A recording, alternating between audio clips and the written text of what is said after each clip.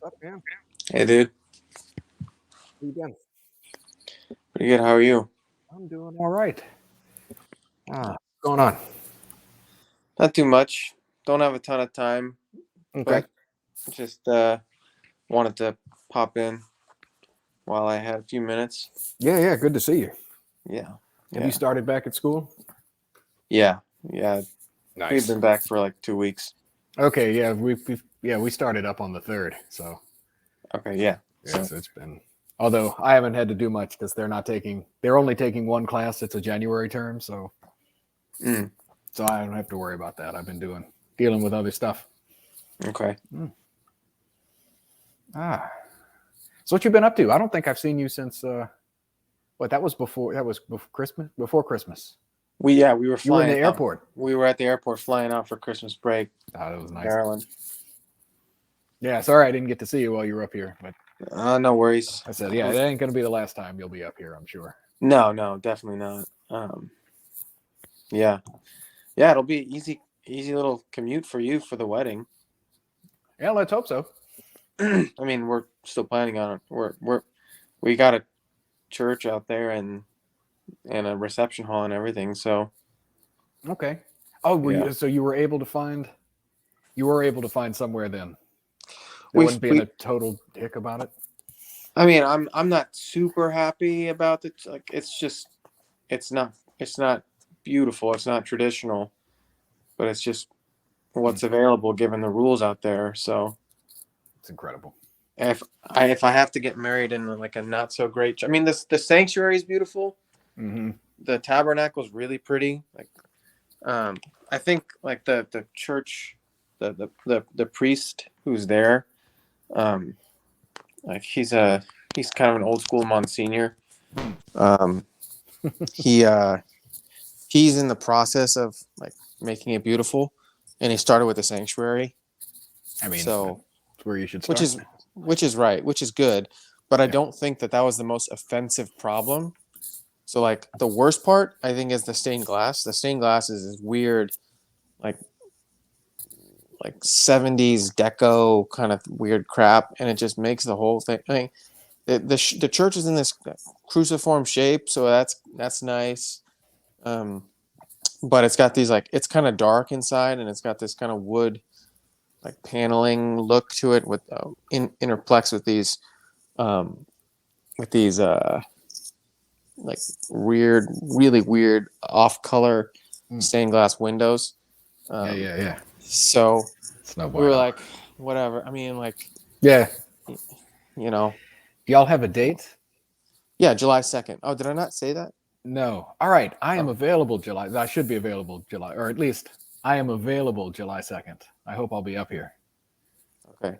I've got a couple Yeah. things that the college is having like 2 summer weeks from the 12th to the 18th and July 17th to the 23rd. And I was going to try and get back to see my folks somewhere like between in that month. Okay. But now that I know though, you've July 2nd or then I will. All right. I'll keep that date open. I should be able to. Well, I Yeah. mean, yeah. I'm not going to miss Hopefully, that. You know, I'm not yeah. going to miss that. I'm available. I'm not going to miss that. I mean, I hope that you're still able to find time to see your family during the summer. I should be able then to Uh, do it like between May and June. Then I should be able to just move it up. We'll see.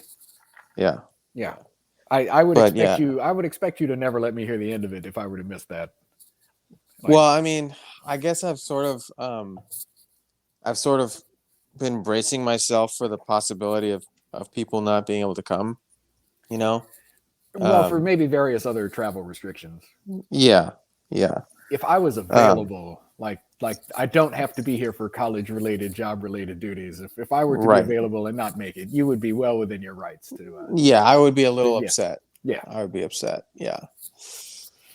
So, yeah. You got to not to switch topics entirely. I know you said you're kind of short on time. I was looking at this the other day. Let Mhm. me see. I'll. Oh, come on. There we go. Let me send this to you just so you have link to it. But let me see if I can share my screen. I saw this the other day, and I mean, I thought this was incredible. This opinion piece. It was just a couple days old. What was it? Oh, Yeah, so whoa. Thursday, right? So it's an opinion Mm-hmm. piece, literally advocating for the abolition of parenthood. Yeah. Like, and it says, there it is, making raising your own children illegal.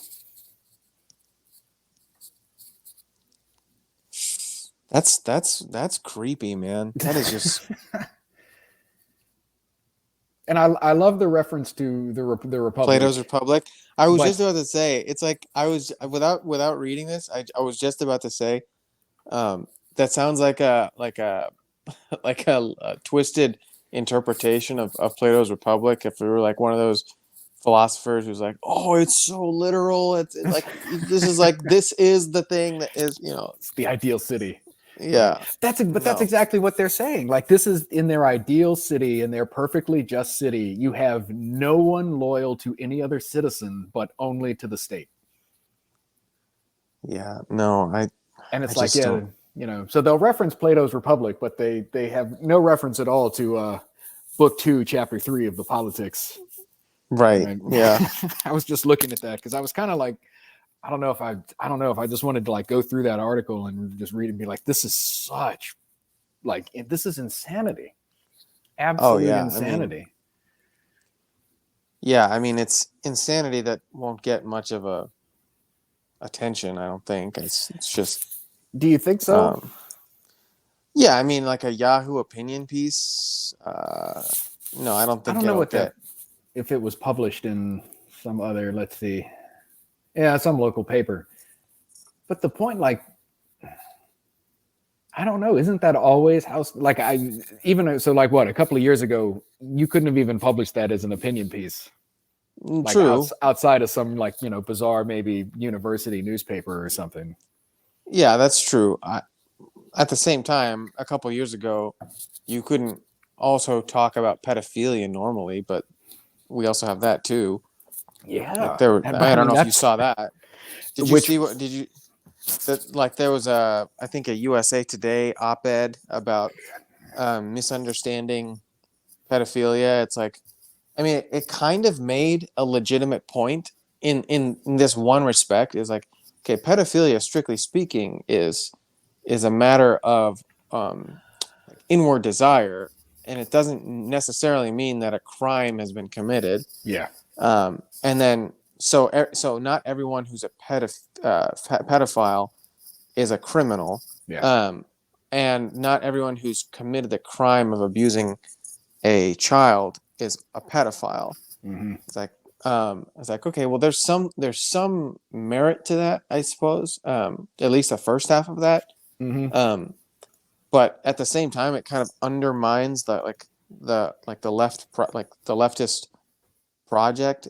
And how so it's like the right's been saying, like, okay, whatever you say about homosexuality, whatever you say about lesbianism, or any kind of inward desire you might have for another person, you don't have to act on it. You don't have to let that kind of define you, right? Like, Yeah. it's just something that may be a part of you for whatever reason, genetic,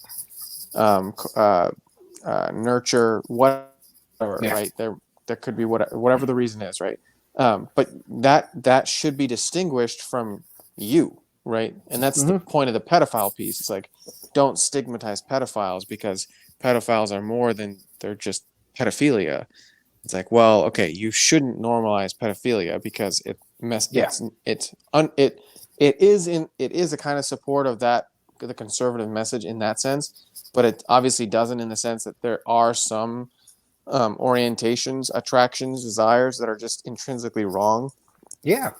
So I don't know if you saw that USA Today thing, but I didn't see I didn't see that whole, like, opinion piece, but I saw one of the somebody I watch on YouTube or whatever covered the USA Today had a tweet though that was, yeah, but that was that line. It was like that. Not all, like, yeah, just pedophilia is an attraction to children. It doesn't mean that you've done anything, and so, like, not all pedophiles are child abusers. Like, some of them don't act. Yeah, it was to that.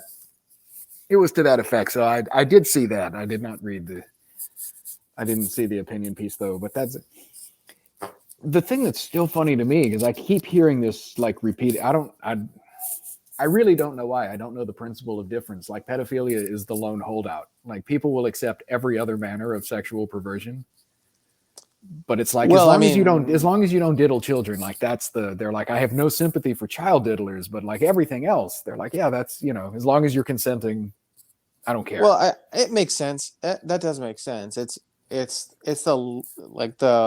the next thing in the sequence, just because it's the thing that had the most averse opposition in the first place, right? So like 10 years ago, you couldn't write about this, but you also couldn't speak so openly about transgenderism either, right? But people didn't have as much a reaction, an aversion to transgenderism culturally than they did to pedophilia, because there were public transvestites, Well, that was it. and like They were cross dressers, and everybody kind of recognized though that there was something a little off about that.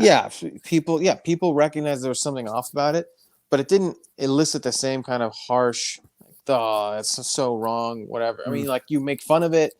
Like there's even bits of like, well, like, I don't know if you saw this, but Patton Oswalt, he's a comedian. I know who he is. He was in the news recently because he had a New Year's Eve post like praising Dave Chappelle with Dave Chappelle, and then he had to apologize for taking a picture with a black man.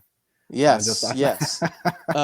But like and it was because Dave Chappelle's like against trans people or whatever, but like Patton Oswalt actually has a bit about trans people.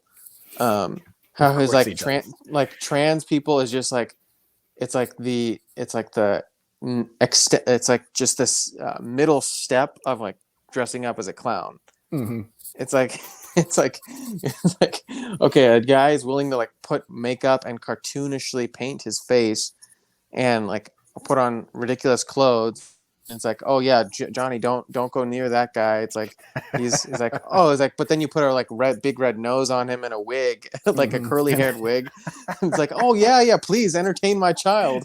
It's like,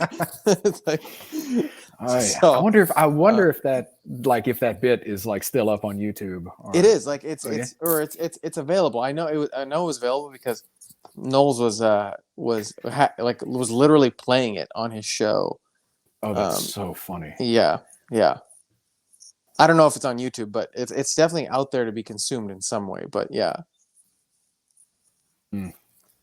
Yeah. So I mean, you don't joke about pedophiles, like you wouldn't back then, but you could joke about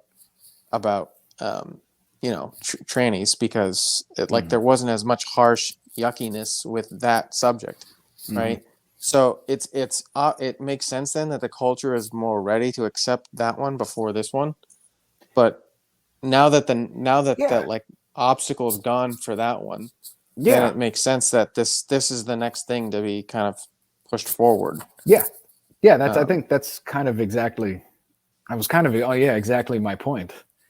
And even back to like connecting it back to the thing about like giving up your children. Like that used to be like, yeah, you couldn't do that seriously, but it's now become all the other obstacles have been taken away. Right. And now it's like, that's just the next step. Holy shit. Who is that guy? What's up, dude? Oh, dude. Look, Joe looks like he's in an actual studio too. He's got I know, the desk right there and like the headphones on. Yeah, well, this is what I have. So nice. What's up? Yo. Not much, man. How you doing? Doing fine. Jake? Yo, dude. What's up with you, man? Not too much, man. Not too much. Just found a fiance. Not too much. Probably don't want to talk about her in the public domain, Dude. Well, China's watching our stream, so I can't say too much. Exactly, right. They might pick her up or something when they figure out how high value target she is. No, I mean, I remember when Phil when I left Houston, um, Phil was like, I know exactly what Phil you're was going to like, say. it's like, so I guess we'll be going to Jake's wedding pretty soon. Huh? That's right. Yeah. Telling you, was it was one of I those was like- things. I was All like, Jake has to what do do you? is walk into any local Starbucks and be like, "I'm single," and just wait for the line, and then he's just got his pick. Like, No, and then I was like, all right, Phil, like, don't be crazy, but like, I'm going to try, and there's going to be women where I'm going, so that's and a then thing. now we're getting ready to go to Jake's wedding. Oh yeah, July 2nd. Mark it down. Wow, you got a Mark it date down. set already. Yeah, dude. I don't mess around. You got a place and everything, or It's gonna be Maryland. Yeah, where her family's from. So, all right, yeah. cool. Yep. That's big, dude. Still figuring some shit out. Father Sebastian officially asked permission to say our wedding yesterday. In the Although old she's form? got, well, you know, Not that I you need just to ask permission for that, but No, that's the thing. So I was like, Father, so we're having it in Washington D.C., and there's two obstacles I see to having it in the old rite. One, which isn't so serious, her two cousins who were recently ordained as part of the diocese, they don't know the mass, although they're good conservative guys. They just, they weren't trained with it at all, and Yeah. like, nobody is there to train them. But I see that as a kind of surmountable problem. Number two, and this is more of a serious one, with the Pope's Traditionis Custodes stuff, like he's like, and right away, Father cut me off. He goes, "Oh yeah, there's no chance. Like Wilton Gregory is the bishop there. He's the bishop there. So I know there's no chance. Yeah. And he's like, outside of personal parishes, you won't get permission. And the permissibility of having personal parishes in that diocese is very, very it's on very thin ice right now. I was like, So even though it's in Maryland, it's in that part where the Diocese of DC extends into. oh yeah, DC, Okay. the Archdiocese of DC is well within that Okay. thing. I didn't know if maybe you were in like Baltimore, you might actually have a better chance. But well, I mean, with Lori, it's not so certain either. There, no, it's not. But I he's still better think than you would have he's a better. Yeah, better chance. You would have probably. you would have a slightly better chance with him than with Gregory. Yeah. Lori at least seems to be somewhat reasonable. Anyway, yeah, I'm waiting to see if he gets permission. So then we'd have three priests for sure. But whether it's going to be like a traditional Novus Ordo or is it going to be an actual TLM, that's up in the air. Okay.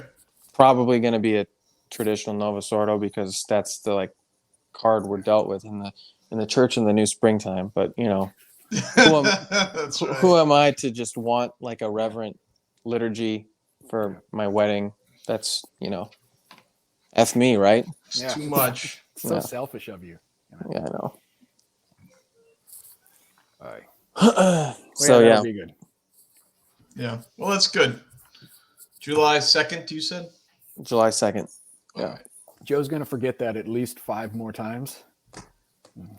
Yeah. I don't have a ton of time tonight, but what's that situation like with you, Alcibiades? So I left Houston.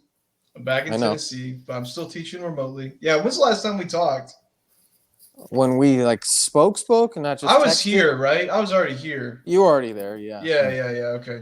So, I mean, I'm working with a homeschool co-op right now, teaching high school religion and teaching for the university online. Okay. And trying to dissertate. Trying being the key word there. Yeah. It's been a slow process. Yeah, it's tough remote, that's for sure. Mm-hmm. Well, I don't think the remote's really killing me. It's just whenever I finish my teaching, I'm like, man, I'm tired. I'm gonna unwind for a bit, and then I'm done unwinding. I'm like, well, shoot, I got to get ready to teach again.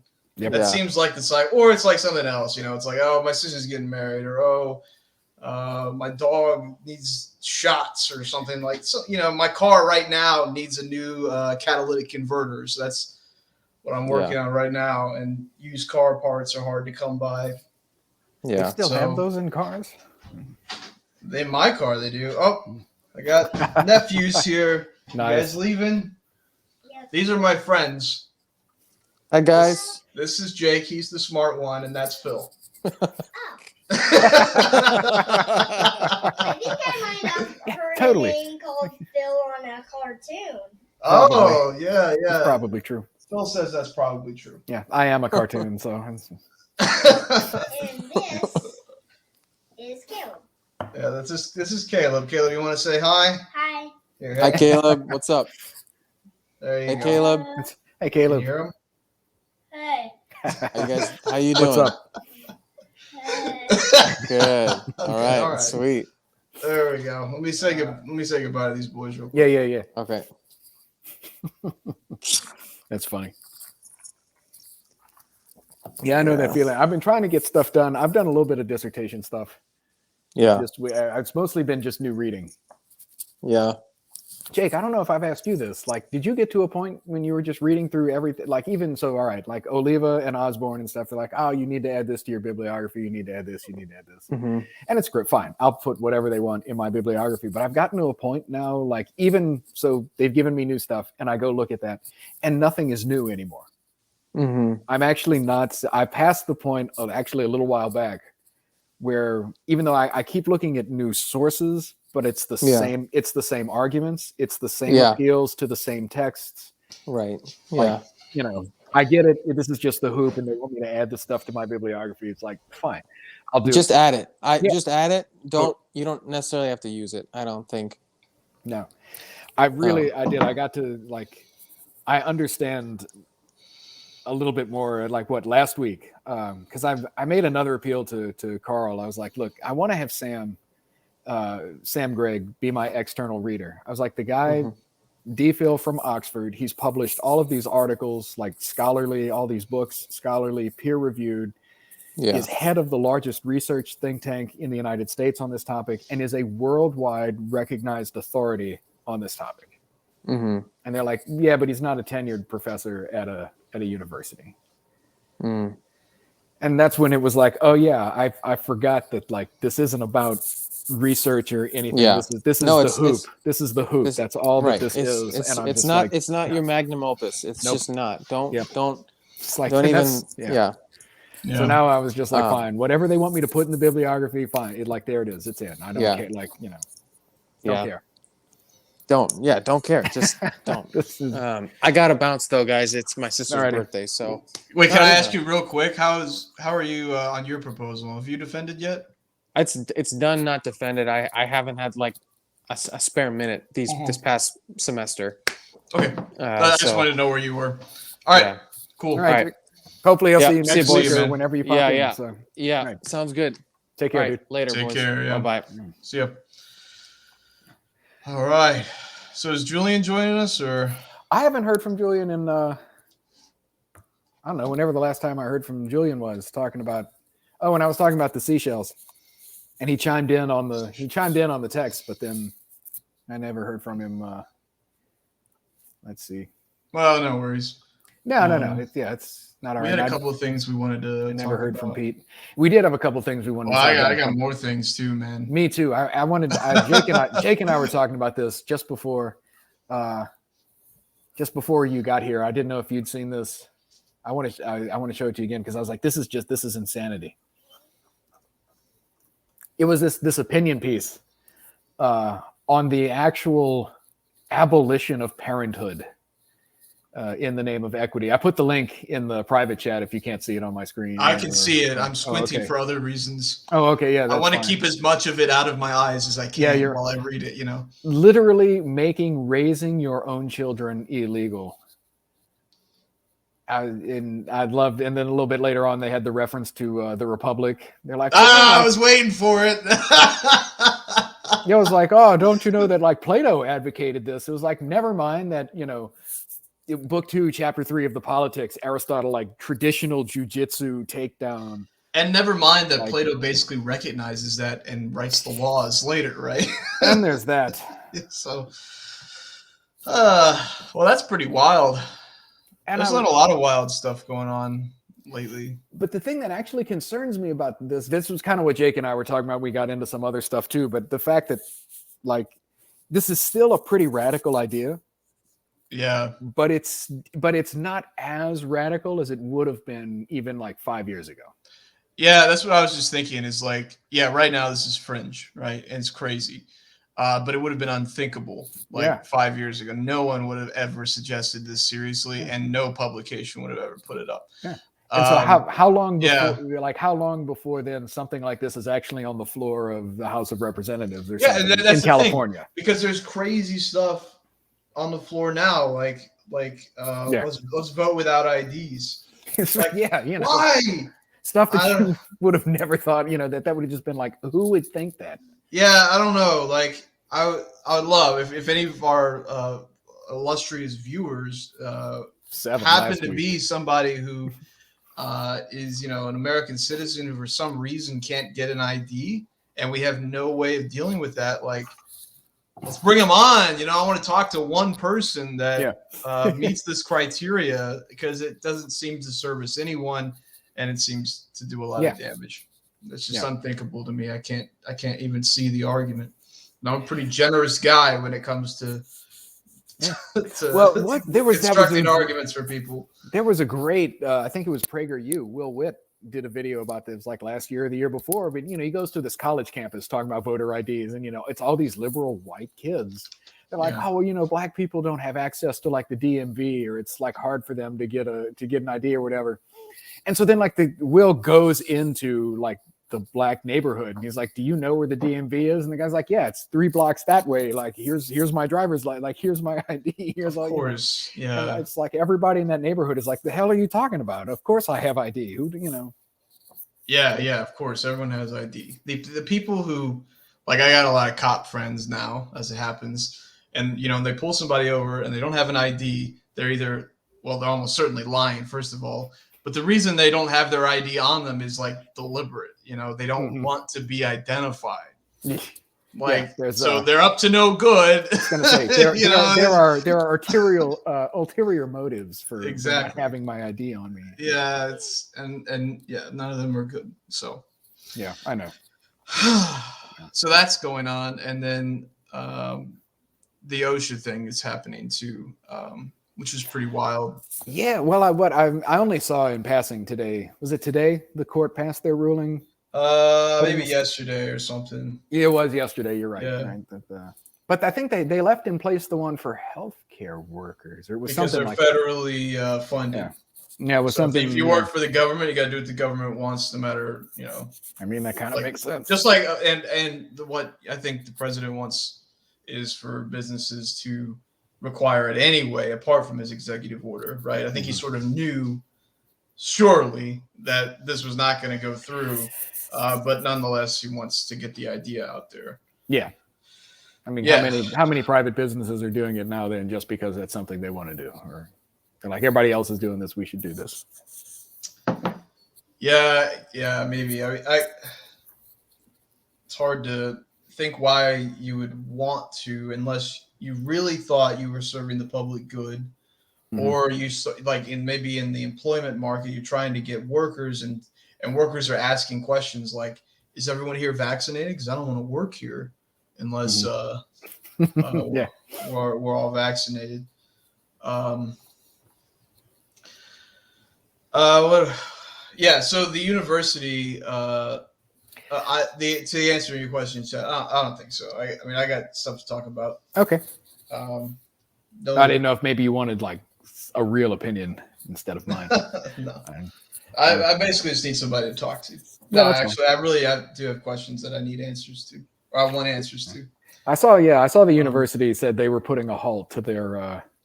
They sent out that email this morning or whatever. I saw it, right? They're like, in light of that, we're going to put a halt to everything that we were doing. It's just like, how crazy are you going to let this get? Well, what was wild about that for me, I don't know I'm sure you use your university email address still, right? Only to like right now talk to Oliva and Carl. So we navigated over to outlookofffice.com, right? Okay. Does your inbox also have a division between focused messages and other? Mine somehow has this this filter on it that I did not know about. Anyway, Dr. Carl sends out that email and he's like, hey, so you got like 2 days to get in touch with HR about whatever you're doing for the OSHA compliance. And I was like, what? I never got an email about this. And I go looking for it and it's not there. But then I search for it and there it is. And I'm like, what's going on? So yeah, it's in my other email address, which is what Microsoft Outlook, that's where they place all of the unimportant messages. And I don't know how they, so they take my HR email about OSHA compliance, and they're like, put it in with the spam. That's the spam folder. Okay, what the heck, man? No. I have never used the Outlook version for my mail. I always go to the webmail and log in through the university's website. I have always done that. I have never ever used the Outlook version for my. Mine's been broken for years, as you know. So this is true. So yeah, so I've never switched over to the Outlook version. Like I'm looking at the one from the webmail, and that always looks the same to me. Well, anyway, that was all. Okay. All right. Well, then, well, if I can, because you've got something real to talk about. I want to talk about seashells real quick, so we can probably just knock that out. Yeah. Because the question wasn't, because this was the last time I did hear from Julian when he was just talking about, well, it's like just a means of exchange, and I was like, yeah, that's not. Oh, yeah. He didn't get the question. Yeah, it's like that wasn't what I was talking about. Because it was like the first occur. So like, all right, like here's the scenario, right? So I sell cabbages, and Joe, you grow tobacco and you like make your own cigars and you sell cigars, right? And Julian, of course, sells anime comic books. He sells manga. Yeah. This sounds like the proper division of labor. Exactly. So, you want cabbage from me. And it's like, well, I don't want your cigars. I want comic books. So you've got to go and trade Julian's cigars for comic books and then come to me and give me comic books for a cabbage, right? Yeah. Okay, so then it's like, all right, I understand that money comes into being to circumvent that exchange, right? Instead of you having to go on your hero's journey to acquire this good so you can acquire some other good, so now you can acquire some good for me, right? But is what Julian walking on the beach one day and he's like, oh, look at this pebble. I wonder if the next time Joe comes for comic books, if he'll take this pebble instead of my comic books. And then you come along and you're like, oh, that's so shiny. Like, yeah, nobody else has one. Sure, I'll take that. I wonder if the guy that sells cabbages will take one of these pebbles. Like how do they first come into circulation, and who determines then, all right, how much of gold or silver, whatever it is we dug up out of the ground, how many pebbles, how many rocks, whatever, is going to be worth than one cabbage? Here's an idea. Because it doesn't seem like the government currency is later on in the step. Even Aristotle, I think, talks about that. Like it's later on. What do you mean government currency? So first, then the gold is weighted, right? Yeah. Like you have to weight it, and then and it has to be assessed for its fit. That this is actually pure gold, right? That like you got all the rocks off of it or whatever. So first, that it's fitting, that it's actual gold, and then how much of it like you weight it. It's only later then that government stamps it that attests to its fittingness and how much it's weighted or how much but that happens later. That was my point. Oh, okay. Yeah. So I think they're probably exchanging something as commensurate in value with the actual items of exchange before there is a coin with Caesar's head on it. Definitely. Yeah.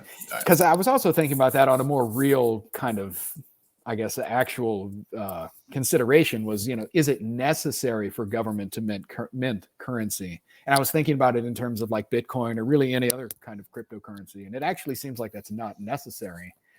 As long as enough merchants are willing to accept whatever it is as a means of exchange. All right. So this was my thought earlier, and maybe this makes it necessary. You're the cabbage man. I build houses. Like that. This is actually like, so the example Aristotle uses is house building and shoemaking, right? This works even better, I think. So you're going to harvest all of your cabbages in what? I don't know. I'm not a cabbage grower. You are. Yeah. June, July, something. Yeah, whenever cabbages are ready. Whenever cabbages come in. So you're gonna harvest all your cabbages at once, right? Or maybe you got a couple harvests, whatever. It doesn't matter. You're not harvesting cabbages in December. All right. Probably not. So you're going to, I don't know, you're gonna get something from me worth more than a cabbage, and if it's a house, it's gonna be worth many, many cabbages, right? More Yeah. cabbages than you're gonna be able to get in one harvest, let's say, Or that you could use even to. or that I could use. That's right. Yeah. Yeah, even better. So in any case, we need some way to quantify the debt and to keep track of it. Yes. All right. So what about this? Like, so I build you a house, and you give me, your first shipment of cabbages, and we know that you're going to have to do this for 20 years, right? You're going to send me all the cabbages I want, or Well, that's need. actually what gives rise to the problem. Is even if we enter into that sort of exchange, that I'm going to give Joe my first harvesting of cabbages, but then it's for how long? How many cabbages? You and I worked that out, right? We worked that out. I think the money comes in when we're trying to maybe keep track of it, let's say. Mm-hmm. So I'm like, all right, well, how about this? You give me, I don't know, 20 pieces of silver, and every time a shipment of cabbages comes in, I give you a piece of silver back, or something like that. Mm-hmm. So some way of like a collateral, or but the keeping track records or something like that. The thing, like I completely understand that. The question for how we come to arrange that. So like, how am I to know that one piece of silver back is worth like the deal? Like so, you just pulled this thing out of the ground and chipped away the rest of the rocks. And again, yeah, it's shiny, it's pretty. Nobody else has one of these. Like, and I'm but how much is that? Like, what is that? I wonder if we looked up what Roman currency was made of, exactly what we'd find. But don't know. Like, it really could be anything. Tin? What is bronze a composite of? It's or an alloy iron of? And copper, isn't it? Iron? I don't think it's iron. Let's see. Tin. Yeah, it's tin. Okay. So anyway, this was my thought that I messaged you before, right? Mm-hmm. Metals wouldn't be used as currency until metals are valuable apart from currency. Yeah. Right. So like once that's what we have makes anything metalworking valuable, I think. But yeah. Right. So let's say metal has value in our economy because it can be melted down at any time, and I can make a tool, I can make a spear, or whatever I need to make. So it just has value. There's people looking for copper anytime, any day of the week, right? Mm-hmm. And you got a chunk of copper, right? Mm-hmm. So I can take that, knowing that I can always exchange it with either the government, because they always need more copper for more spears and tools, or the farmer, or whomever, right? I think once metal has value, then we can just start exchanging metal, because literally once we are melting metal for things, that's like you've opened up a whole new industry, and your demand for metal is virtually unlimited. Yeah. As much metal as can be mined, it will find a place somewhere. Mm-hmm. Yeah. So I think you still run into the problem that Aristotle even admittedly isn't able to solve, but how much copper is a cabbage? Or how much copper is a house? Well, don't they just settle that? It kind of has to be settled by convention, because it does seem at a certain point, I'm going to have to look at this house that you built and be like, I guess I'm willing to give you this much copper for it, and you're either going to be like, yeah, or no, I need more copper for what I did, or I think, if you're honest, you could even be like, less copper actually for whatever, right? If we're working out between ourselves, it's really impossible to determine. But if we're part of a complex marketplace, I think everybody will have a sort of understanding where their goods fit in relatively to others, so I will know how badly copper is needed. Yeah. In a general sense. Yeah. Yeah. So you're not going to be able to there's no holy book that we can crack open and cite the cabbage. This is why it's entirely by convention. And at the end of the day, as Aristotle says, because cabbages and houses are completely incommensurable. Yeah. It really is kind of like a shot in the dark. Yeah. When you first establish this, because I was thinking even, the early, just like $1, what is a dollar worth? Right. If you were to tell me I could buy 3 limes for $1, that tells me, all right, but that also tells me that $1, that's not worth very much. I don't have that much use for limes, right? But about the question about government issued currency, I thought was a little more interesting and a little more practicable, just because it seems like, yeah, as long as enough merchants are willing to accept whatever it is as the means of exchange, it can be used as a means of exchange.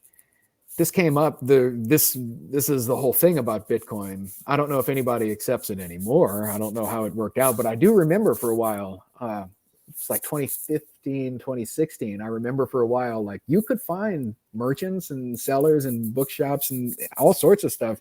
People would accept Bitcoin. You could actually pay for stuff in Bitcoin. People took it, right? And that was not government issued currency. Yeah. It seems helpful, like you have a standard then that this chunk of metal is worth so much and you can use it for this much.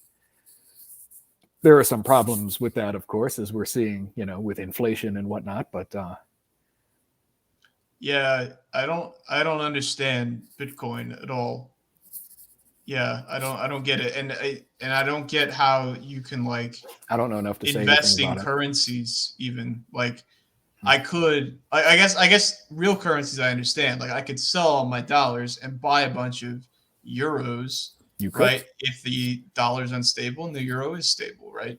Yes. The reason that makes sense is because those are connected to economies. Mm-hmm. Bitcoin, is it connected to economy? The only economy seems to be who is buying Bitcoin, right? Bitcoin, the value goes up when people buy it, and it goes down when people sell it for cash. Like any commodity. Yeah. Yeah, it's just like replace Bitcoin with X.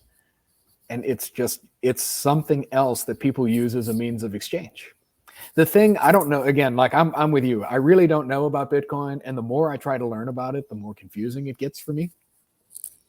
I do know, I know that what gives it its value what gives it its value is that people want it. Because I do know, if I remember correctly, there's a fixed amount of it. Like once the last Bitcoin is mined, that's it. There's no more Bitcoin. Like there can't be made more of it. Really? So I heard. Let's see. I guess that would almost be necessary, because if there's a guy out there who can literally just print his own Bitcoins once everybody is sold in, or bought in, Mm-hmm. yeah, that wouldn't work. So I guess then it makes more sense, because then you're buying a share in one thing, just like you're buying a share in a company or something. Yeah, the hard limit of Bitcoin supply is set at 21 million coins. And out of this, 18.8 roughly million have already been mined. So 83% of all of the Bitcoin that ever could be have already been mined and brought into circulation. Mined? The way that I don't know what that term means. I know that Bitcoin is uncovered. The way that you mine them is like they've been hidden in some sort of like computer algorithm type thing, and you actually have to apparently it's really complicated. I know I couldn't do it. It takes like supercomputers to crack these logic puzzles or these algorithm puzzles to unlock one of these coins. Okay. Yeah, this is my very rudimentary understanding of the whole thing. I'm sure what I'm saying is wrong on so many levels, but I think this was the basic idea. So they're all protected by encryption, and you have to break the encryption, and that's what mining Bitcoin is. But yeah, so there's only 21 million of them, and that kind of, in that sense, gives them a little bit of value, because it's almost, I don't know, the nearest equivalent I could think of is something like a collectible, right? Yeah. Like there's only going to be so many of these things. I want some of these things. Yeah. But it was the fact that what really made it valuable wasn't the fact that it's a fixed amount, that nobody cares, right? What made it valuable was that people were willing to accept it as an alternative to dollars, because the dollar is unstable. Yeah. That's what really gave it its value.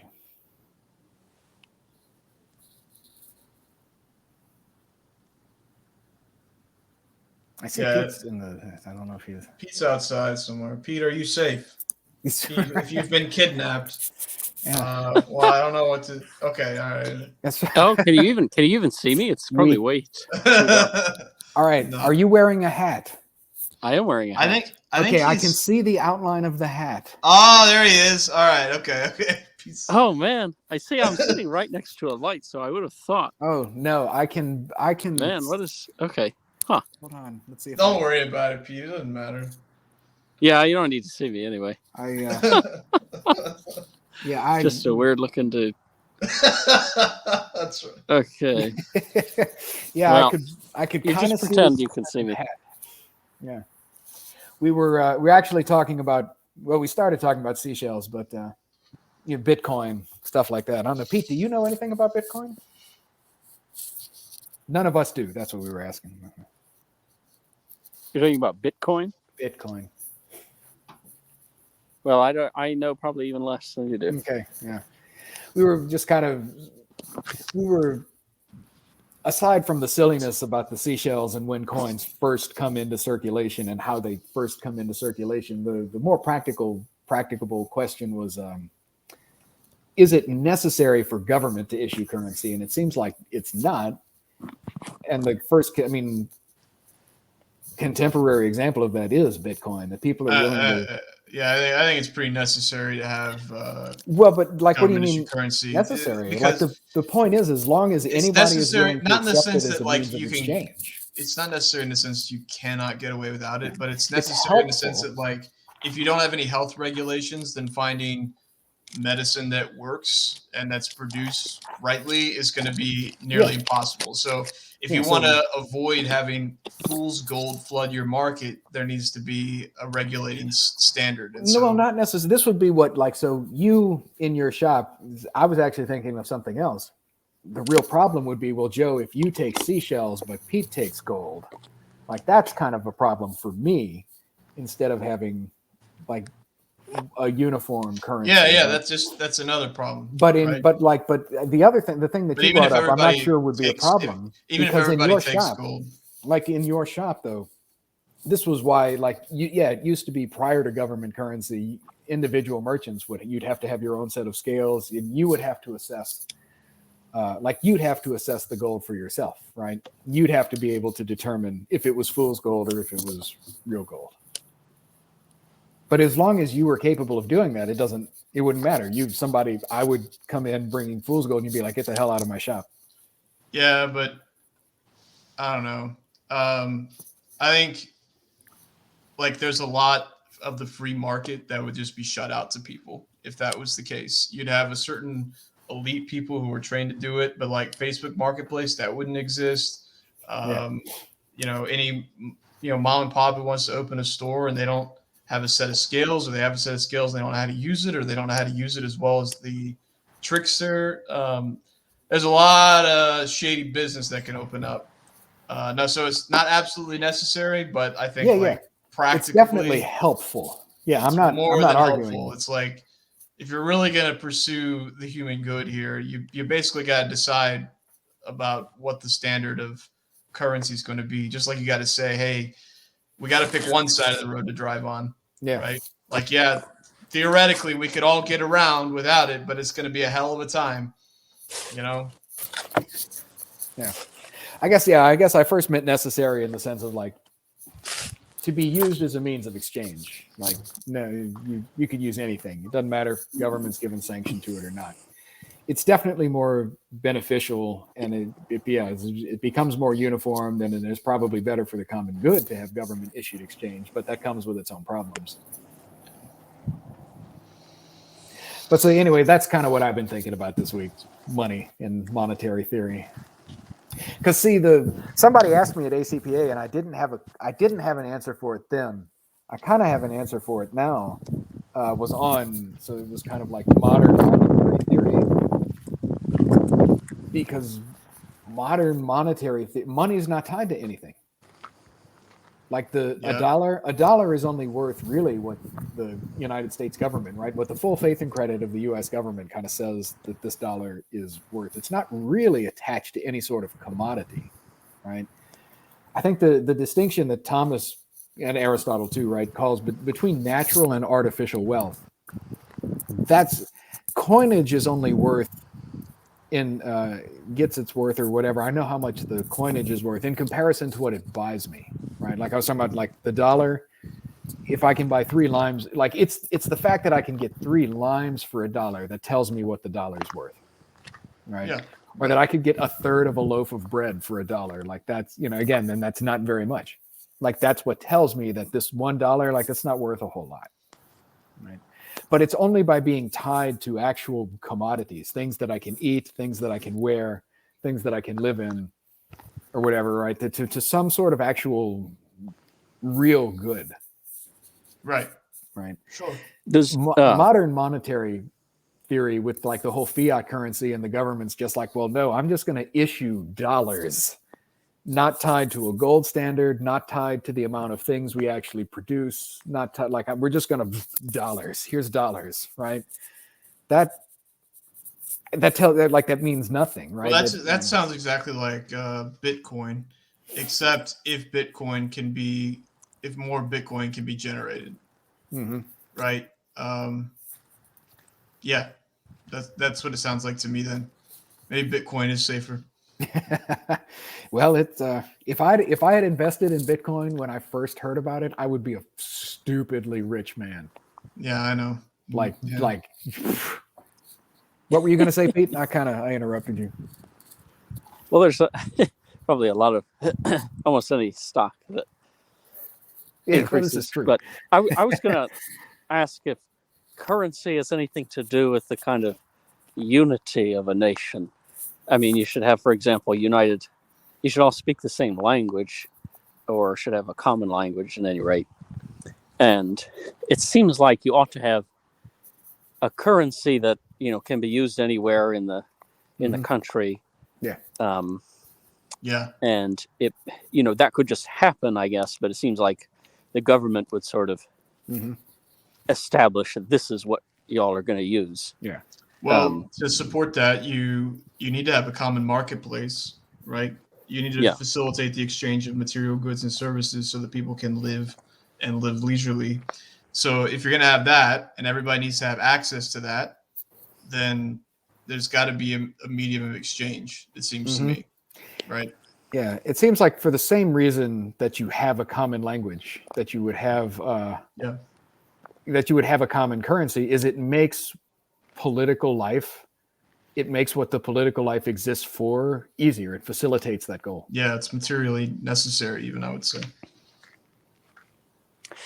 Yeah, and I was thinking about, it doesn't seem absolutely, it doesn't, I mean, and it isn't absolutely necessary for each country to have its own distinct currency, although it seems like that has often been the, each country will mint its own coins with its own ruler on them, And is there any benefit to that, or is that just sort of a practical reality, and we would be no worse off if we had some kind of universal currency? Yeah, that's actually a really problematic, right? It makes much more sense when you're talking about an intranational, like that we all share a uniform currency. But then if our city, let's say, our city's, I don't know, like we're on the coast or whatever, and so we trade in fish, but we have our neighbors that are they're a little more inland, and they grow a lot of cotton, but they can't get fish. And now our nations have to trade with each other. Now you don't have a government issuing currency between those two nations. Like you have to figure out a means of exchange. Right. Means of exchange between currencies. You have to be able to figure out like, what so is we a show dollar, up with how many dollars is a euro worth? Yep. Now, we show up with our dollars and they show up with their liras or their euros, and it's like, well, I guess you would have to. I don't know. Maybe the first thing that you would think about then is you go back to what actual wealth is this tied to. So if I bring my dollars to this exchange and I go, well, in my nation state, this dollar buys 3 limes. And you're like, oh, in my hometown, this euro only buys 1 lime. And then, all right, well, now I know my dollar worth way more than your euro. Although now, actually, it's opposite, I think. Well, yeah, Unless but- limes are really scarce in one. exactly. Yeah. Exactly. But maybe through commensurating enough sorts of exchanges like Yeah. that, you can get an idea. Yeah. Yeah. But I mean, that would seem to me to be, I don't know, at least the first way I would think of if you're trying to commensurate currencies is then what could you get with a unit or the equivalent unit Right. You were of talking each about the one of these buying things. power. Yeah. Like how many houses in my country would this dollar buy, or how many dollars would I need for a house and then how many euros or something, for same size, same square, whatever. Mm-hmm. Yeah, I don't know what the answer is to that. Yeah, that's what makes this, that's what makes it an interesting topic and a still very lively topic in at least economic discussions. I remember thinking, and this might have just been a sort of reactionary knee jerk, but I remember thinking when the European Union sort of had all these countries adopt the euro and drop their national currencies. I was just thinking, this is just another step in this globalization and erasure of national identities, and it's just kind of a but I don't know if there was any merit to thinking, well, each country should have its own currency and control over that instead of, because one thing I do wonder about is, well, if 2 countries share the same currency, how can decisions about printing more currency be made or controlling inflation or whatever? It just seems to take it out of the hands of each country. Mm-hmm. Well, that's what gave rise to the whole Brexit and everything else, was they were tired of getting plagued by the EU's economic woes because they were drawn into it by that common currency. Right. Yeah. Right.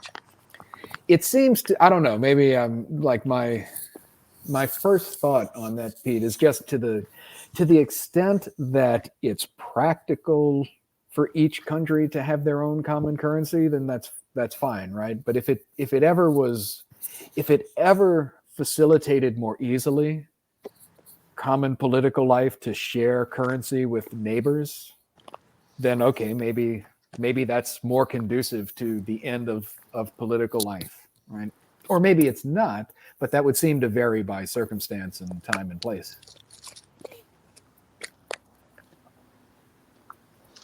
I don't know if I have anything else I can say to bring that to a conclusion. Yeah, I've just been thinking about monetary theory this week. That's all. So yeah, Joe, we can talk about real stuff now. Oh, did I miss the stupid thing you were going to say about seashells? Yeah, a little bit, because it was just the question was really just how does currency first enter into exchange, right? And so I brought up on the barter system, and Pete, since you're here, I'll use you instead of Julian, right? So although Pete smokes too, so I was thinking, right, I sell cabbages. So this was my example. I sell cabbages, and Joe grows tobacco and sells cigars. He makes his own. And of course, Julian sells anime manga, right? Does he make it too? Yes, right. Okay. Right. He makes his own manga. But anyway, so Joe comes to me so Joe wants a cabbage from me, but I don't smoke. So I was like, man, but I could really use some comic books. And so, all right, Joe's got to go on his hero's journey to he's got to trade cigars for the comic books from Julian and then bring the comic books to me and trade that for the cabbage. And of course, currency enters in to just circumvent that exchange. Joe just gives me the money and fine. Right. But it's like, all right, just concretely, how did that happen? Was Julian walking on the beach one day and it's like, oh, look at this pebble.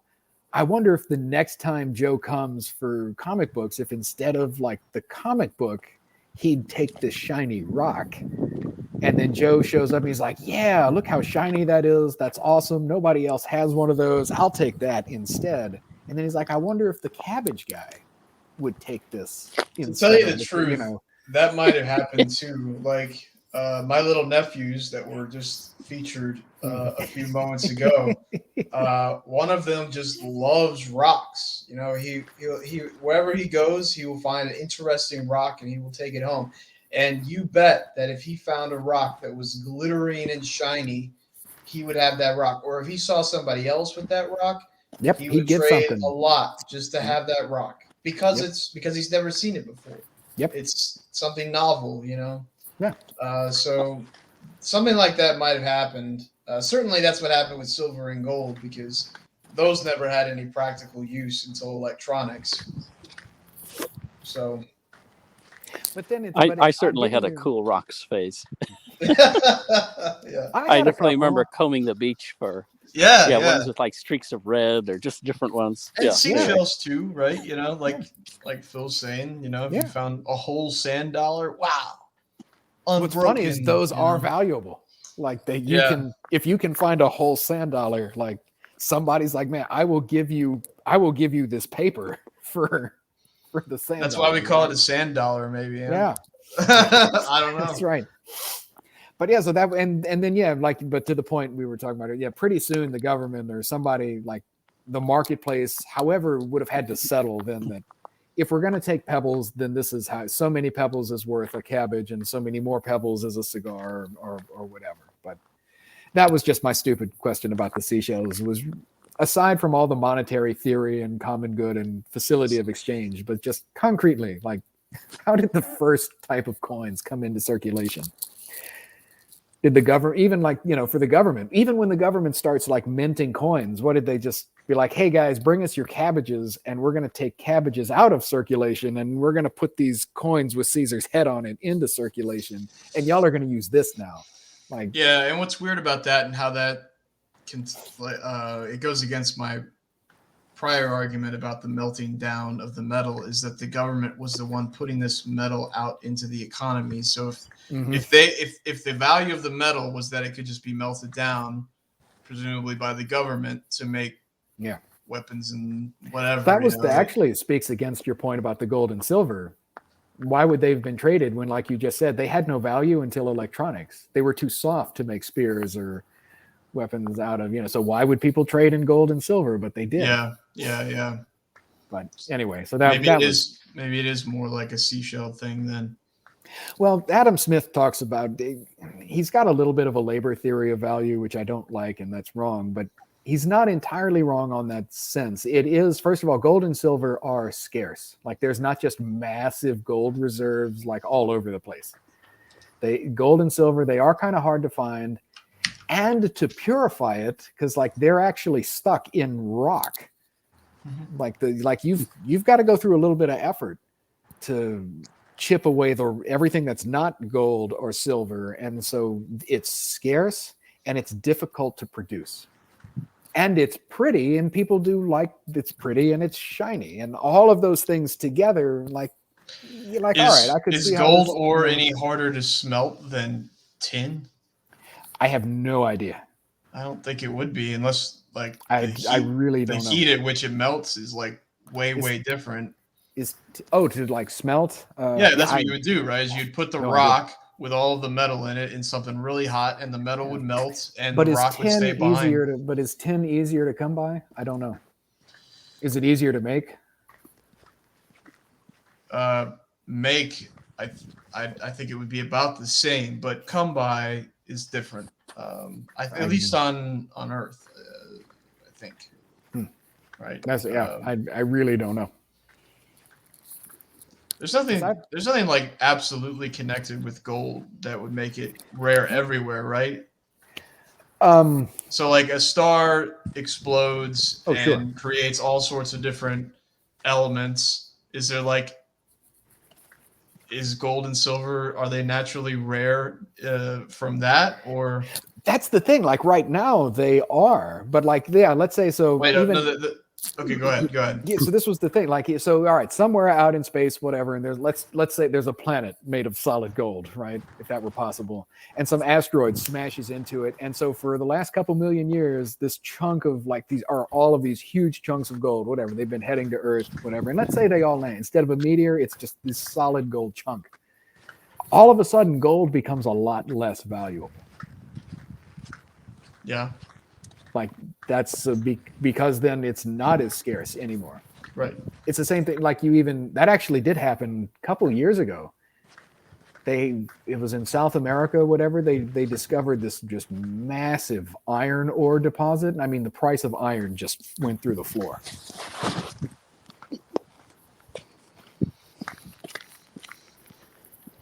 Yeah, I mean, it sounds like scarcity has to do a lot with it. You know, It does, but it's also not entirely the whole story, too. There are some things that are really scarce, but you're like, the hell am I going to do with whatever this is? It has no use. It has, I don't know. Trying to think of maybe a good example, right? Like, yeah, some things are valuable because they're scarce, but it's only if you need it. it's not only if you need it, though. No, so yeah, Well, yeah, I you're was going right. to think And about. that's what's trying to fit all of this together. So like like works of art and even like rare coins, whatever. Like I've got this penny that's worth $10 million. And it's like, yeah, you're never going to use that penny, and it's only valuable because there's only one of these pennies in like the whole world. But it's still only valuable because somebody, though, it's not just because it's scarce, it's because somebody wants it and it's scarce. Yeah, but like I think that sometimes people want things precisely because they're scarce. Yeah, but this is what collectors are. Yeah. That's what collectors are, but I don't think collectors are necessarily the only ones. But I mean, if something has no value, I think it's only to a collector. I think, like, what if there's like a sort of social contagion where some people want this thing because they, whatever reason, they're collecting it, because they have nothing better to do than to try to gather together all sorts of this one type of thing, and then that becomes just the thing to do. You want to be a status man like that guy who has so much money that he's just gathering together all this worthless stuff just because he can. And so you're like, well, I'm going to get on one of those. I'm going to get one of those things that he wants.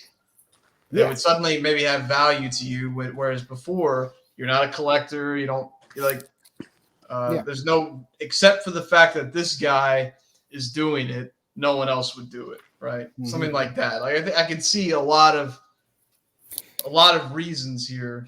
Yeah, and that's basically the entire premise behind the stock market exchange. What is that? I want some of this stuff only because I know somebody else wants this stuff, and they'll pay me a lot of money if I buy it first.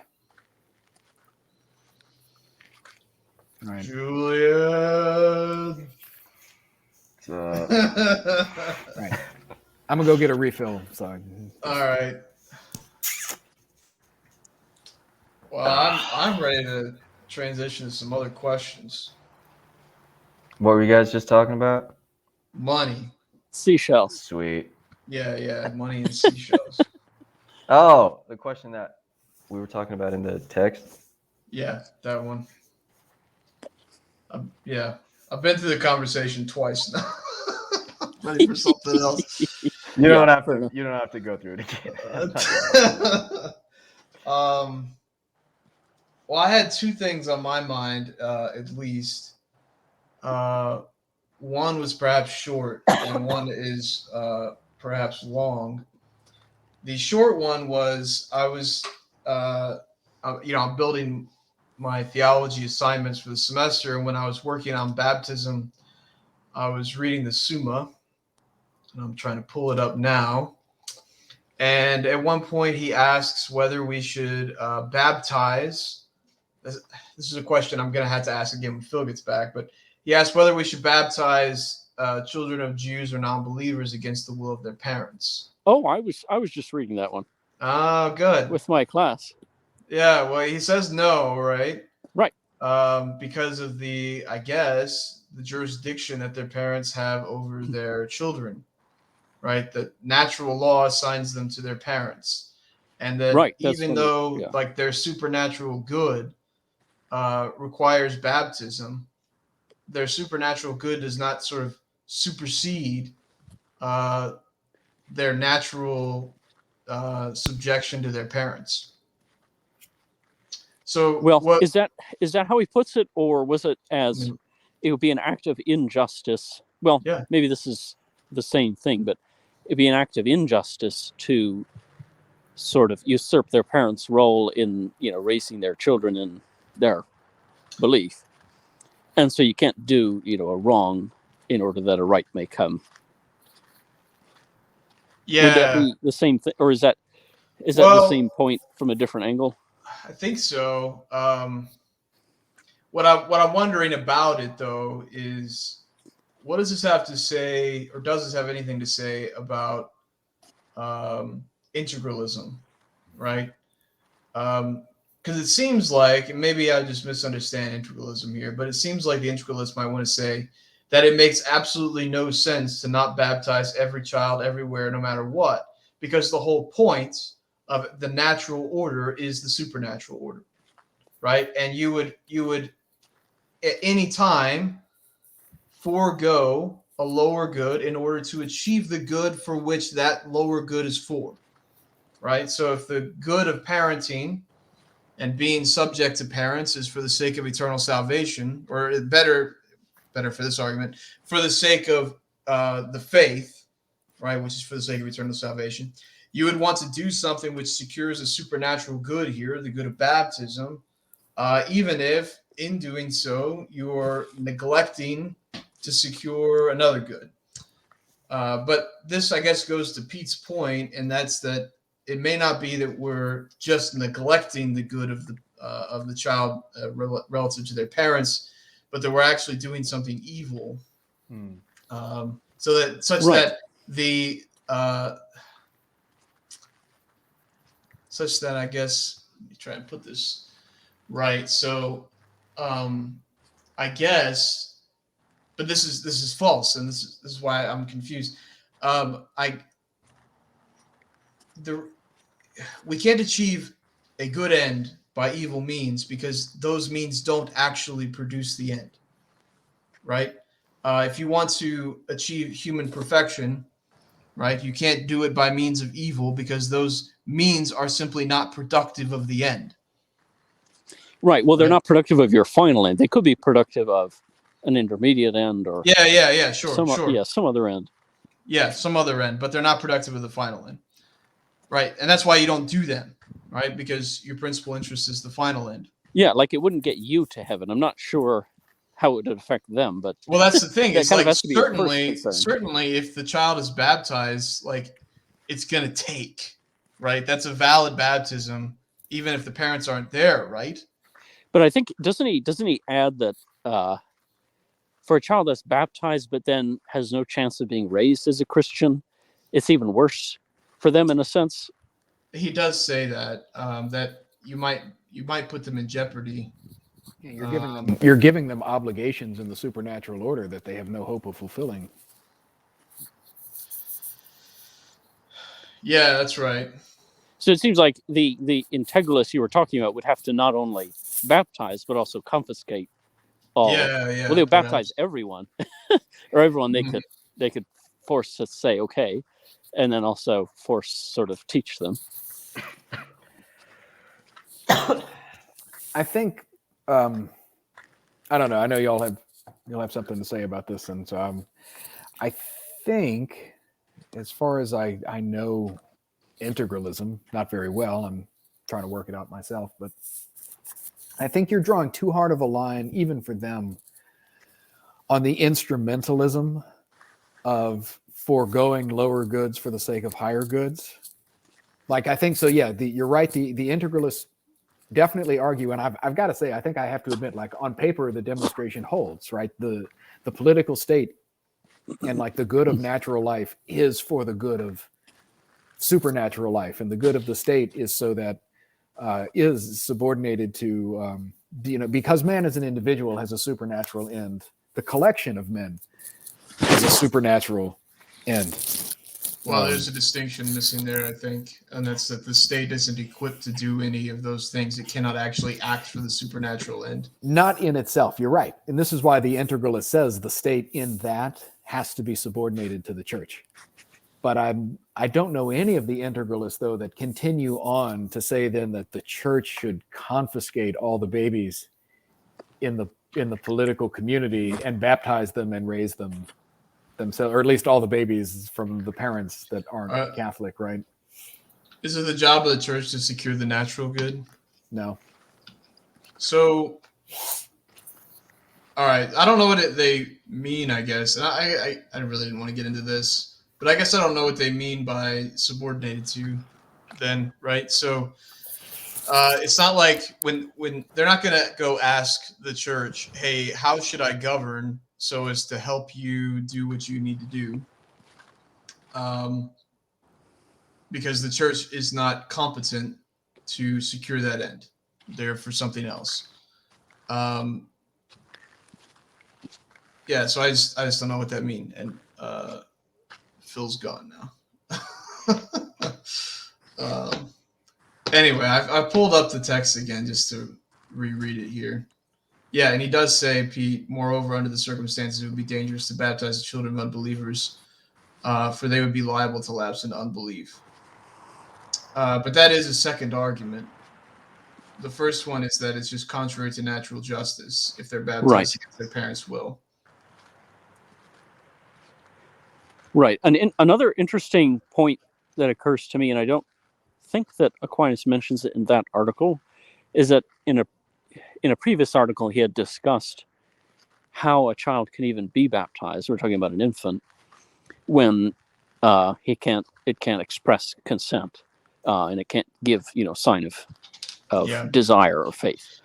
And then, well, it's the parents or someone, their sponsor or whatever, who sort of says that for them. So in the case though of where the parents don't believe and don't consent, who acts on behalf of the child there? Yeah, that's a good question. Because I was trying to find the book on integralism that I have, because they offer a pretty succinct argument and a definition of what they mean by subordinated, but I can't find it. Don't worry about it. I don't really care about them too much. Well, it plays into the point of the question. Well, now I'm more interested. Unless I misunderstood the question. Now I'm more interested in just understanding what's going on here in these texts. Then yeah. So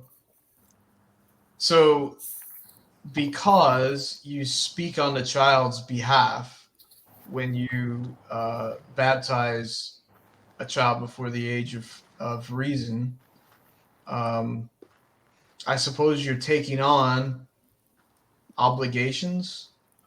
How clear is that? What question of the Tertia Pars? 68. All right.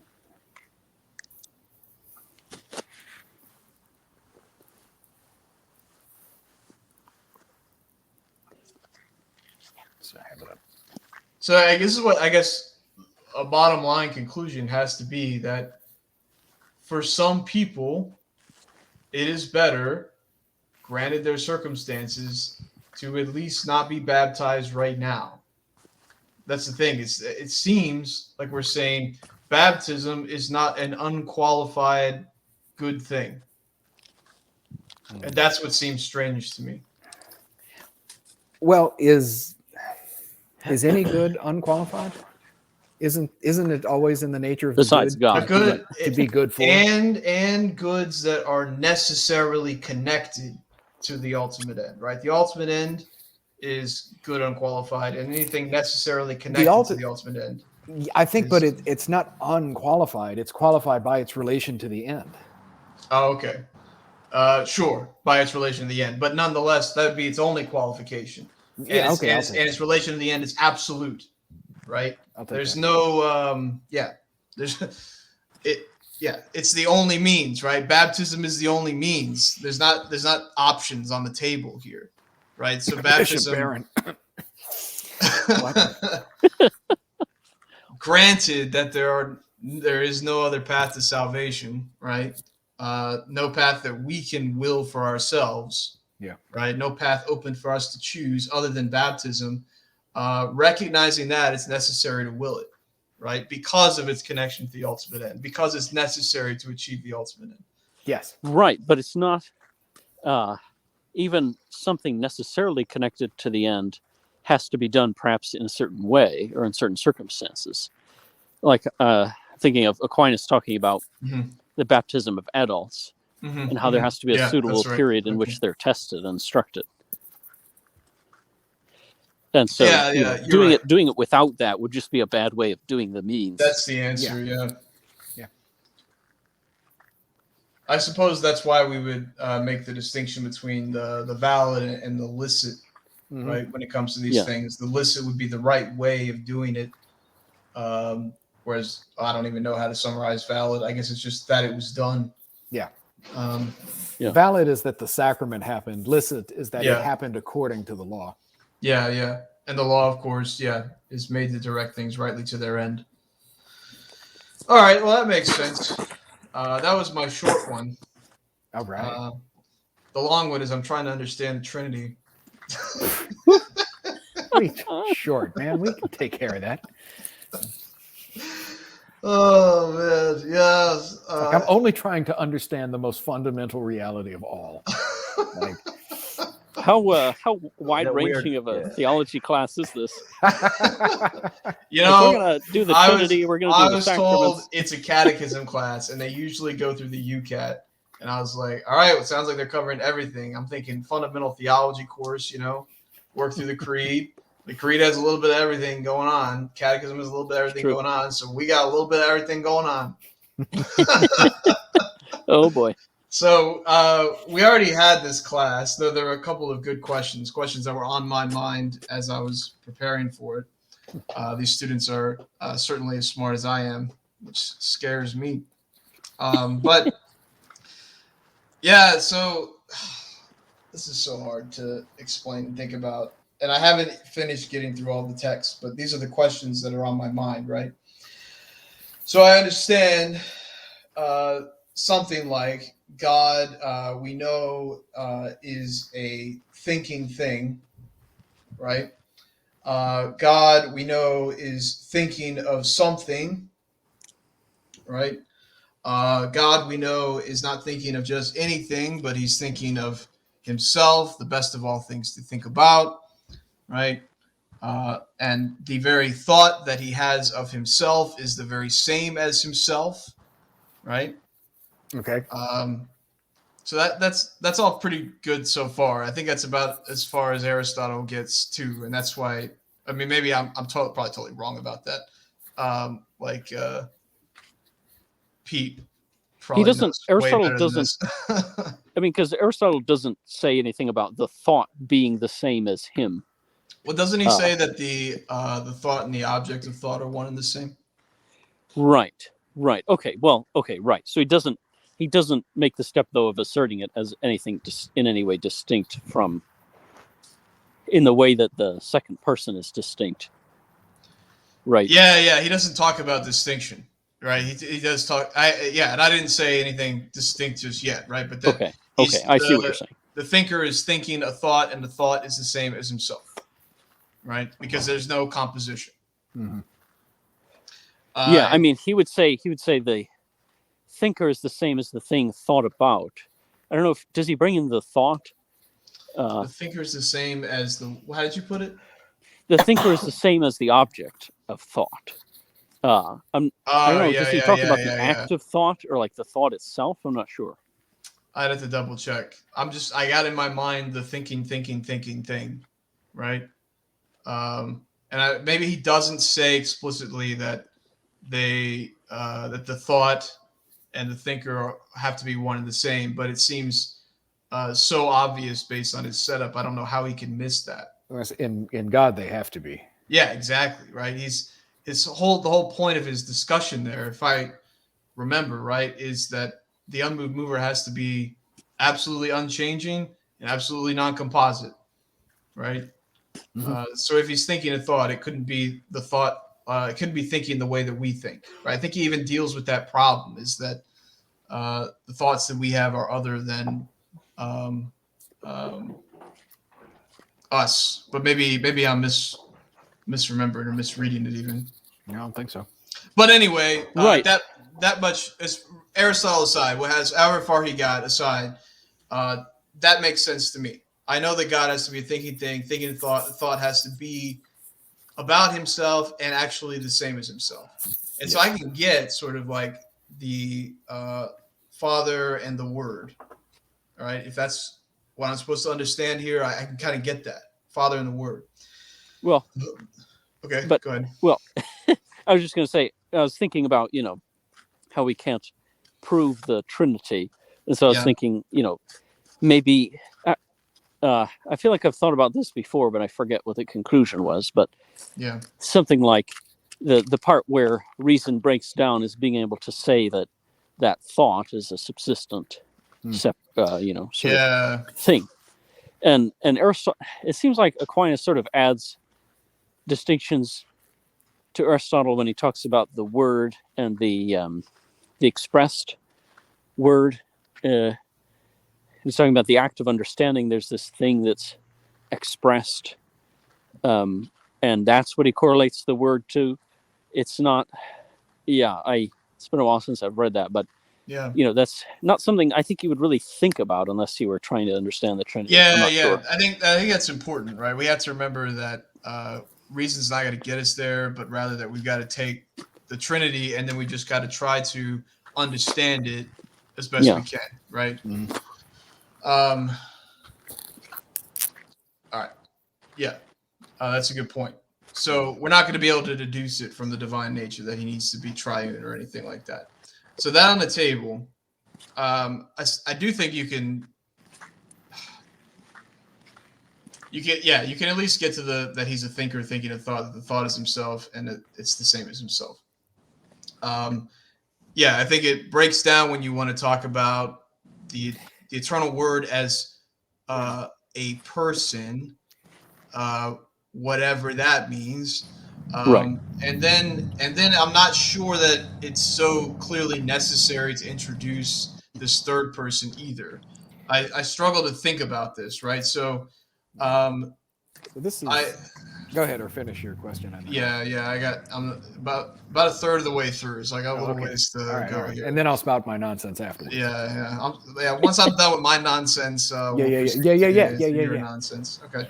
Wow. So we want to talk about the Holy Spirit as if it is an act of or proceeding from the Father and the Son as some act of love, or in the will, or because of the will, or thinking about it in terms of the will, or something, right? And I can't quite think about or articulate how to see that here. So that's one problem I'm having, is thinking about the Holy Spirit here. And then two other problems. One is let's grant, and this is, I have highlighted here on my page where Aquinas deals with this, and another place where he deals with my other question, but I'm going to ask it anyway. He's thinking of the Word, the eternal Word, which is the same as himself. The eternal Word being the same as himself, you would think that the eternal Word is also a thinking thing, thinking a thought, which is the same as himself, right? But we don't want to say that, right? We want to say, like, somehow that the sort of the root, the place where all of these two other people ultimately process from, is the Father, right? And that the Son, in some way, I can't use any correct words here, but I want to say derives from, but I know that's not the right word. Generated. All right, sure. If that sounds even worse than derived when I think about it, but Begotten. oh yeah, sure, begotten. That's way different. I don't know what it means, but anyway, like we want to reserve that sort of root for the Father, right? We don't want to say that the Word is also a thinking thing, thinking thoughts, just like the Father, even though is the same as the Father, and he has to be, you would think, doing the same thing. And this leads to the question of like, why doesn't this just proceed infinitely? Why are there not infinite processions? Right? Yeah. If the Father is thinking the eternal Word, and the eternal Word is the same as the Father, isn't the eternal Word doing some thinking? Right? Or is it just being thought about? Right? I'm not sure. Maybe the mistake I'm making here is that the very essence of the divine is to be the thinking thing, thinking the Word. I don't know if that solves the problem or not.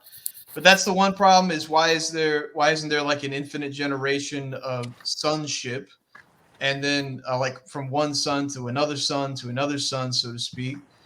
And then even if you can resolve that, the Holy Spirit, these two things, they love each other, right?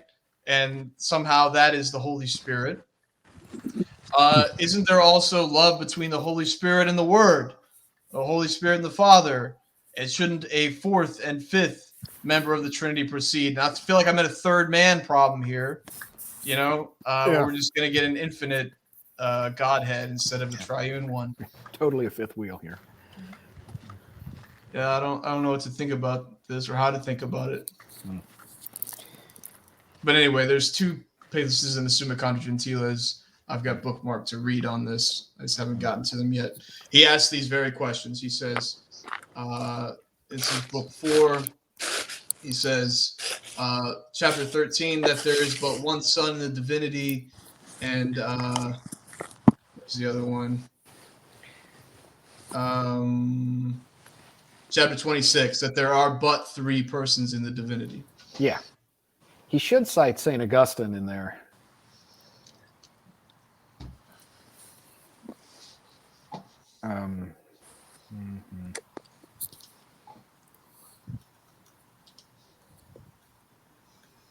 Yeah, at least in the Summa, because this is where Thomas pulls this from, and this is where I'm going to pull my imagery from.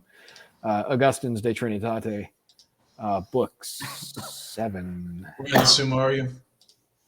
It's question 30, article 2. It's the sed contra, and then in the I answer, he pulls the imagery, I think, from Augustine.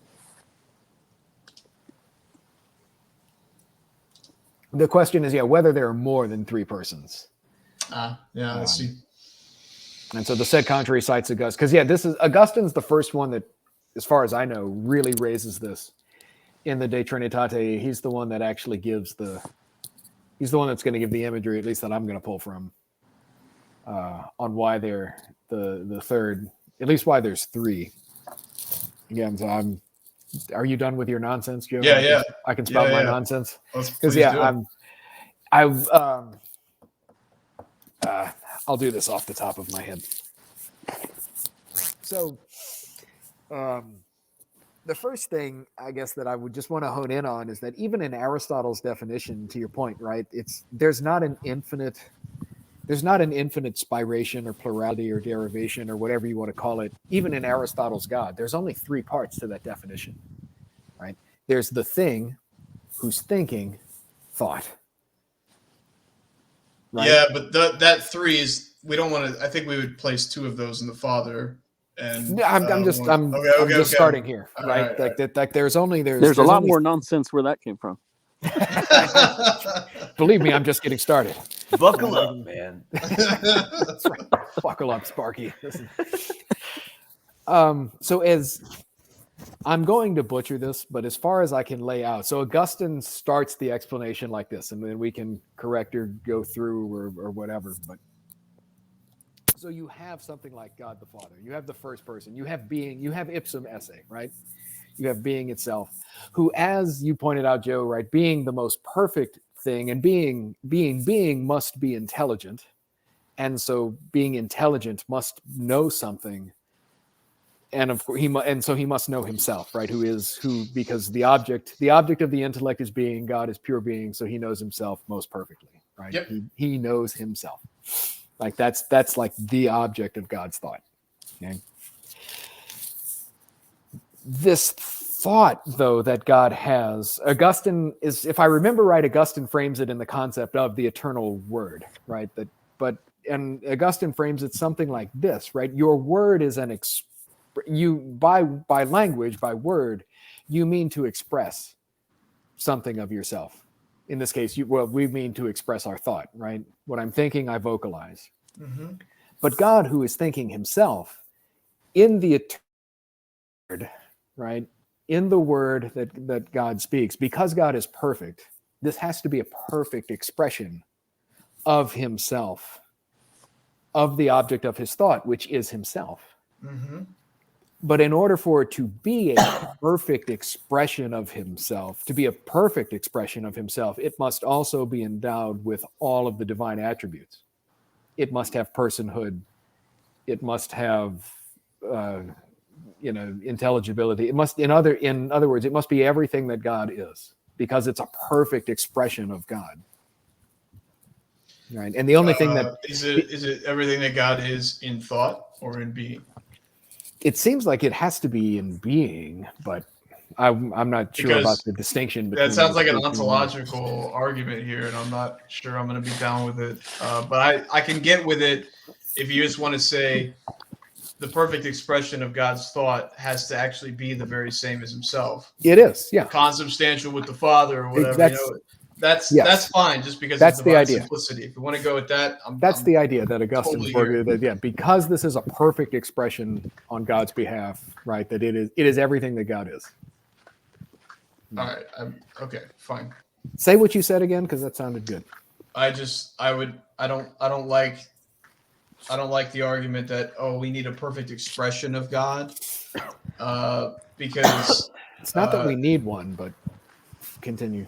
all right, but It's that if God is going to be thinking a thought, it needs to be a perfect expression of himself, and the perfect expression is more perfect if it actually exists than if it's just in the divine mind. It's not I don't that, like that. But it's the idea that, well, this is why Augustine is framing it in the concept of the word that God speaks. And that's how he traces it, is that, because speech is an expression of oneself, if God is doing this, it's a perfect expression of himself. And so the eternal word must be endowed with all the divine attributes. Again, at the very least, this is the way Augustine traces this. All right. Well, anyway, and then what happens with the Holy Spirit here? And that it follows pretty much the same pattern, right? That relation then of love between the thought or the thinking thing and the thought, right? Because of the divine perfections, they desire each other. But that expression of love, again, and this I'm just kind of going off the top of my head, so I know I'm butchering this in so many ways. But Augustine it's a very similar argument that even that expression of love is an expression of self. And so then that expression of desirability or of love between thinking thing and thought, and this is why it's closed off, is because it's between each other, the thinking thing and the thought. This expression of willing the good, right, or of love between Father and Son, or the God and the Word, or the thinking thing and the thought, whatever, right, also is endowed with all of the divine attributes. So it also has personhood. I mean, that gives us the third, but that doesn't solve the third man sort of problem, and that's that I actually call it infinite regress problem. And that's that this love between them that becomes a member of the Godhead certainly loves, and I would say also thinks about the other members. Yeah, right? But I think if it's a perfect expression, sure, of the others, is that not fulfilled in its act as being the relation between Father and Son? Why would it be? Because of that. How do I want to phrase this? Right. So you're talking about certainly like the Holy Spirit has love for both the Father and the Son, but that's exactly how it comes into being. Is the act of relation even between Father and Son? Yeah, it's between the relation between Father and Son that becomes the Holy Spirit. What about the relation between Holy Spirit and Son? Not the relation between Holy Spirit and Father and Son, but let's just talk about the relation between Holy Spirit and Son, right? I think maybe it would be helpful then to drill into the distinction in them of relation, because I think it's clear then that the Spirit does proceed or spirate, whatever you want to call it, like from Father and Son, right? That seems to be what distinguishes the Spirit as person. Is it's the relation. The third person of the Trinity is the relation between the other two persons of the Trinity. So you might have to drill into Yeah. And then Peter. Joe's asking, Yes. why isn't there another relation between that relation and the other relation? Yeah. Why would there need to be? This, like, I guess, so to maybe phrase it the same way, this is why, as I said, Augustine sees it like this is why it's just closed off. You have the thought and the thinking thing and the act of thinking, and that's that. You don't need even in that aspect, there's not need for an infinite progression. The act of thinking doesn't need to have a special relation to the thought. The problem the is thinker. if you want to hold the Son and the Holy Spirit as actual, like, full members of the Godhead, they are not just thought or just love, but they are actual full members, right? Who would also, you have to say, I think, be thinking things and lovers too, right? So that the Holy Spirit wouldn't be just. Now, this probably the answer is to say that the very essence of the Holy Spirit is nothing other than to be the love between the Father and the Son or something, but I don't know how satisfactory that is, because the question is just, is the Holy Spirit not also having a relation of love itself between itself and the Father? Right? Well, Wouldn't it?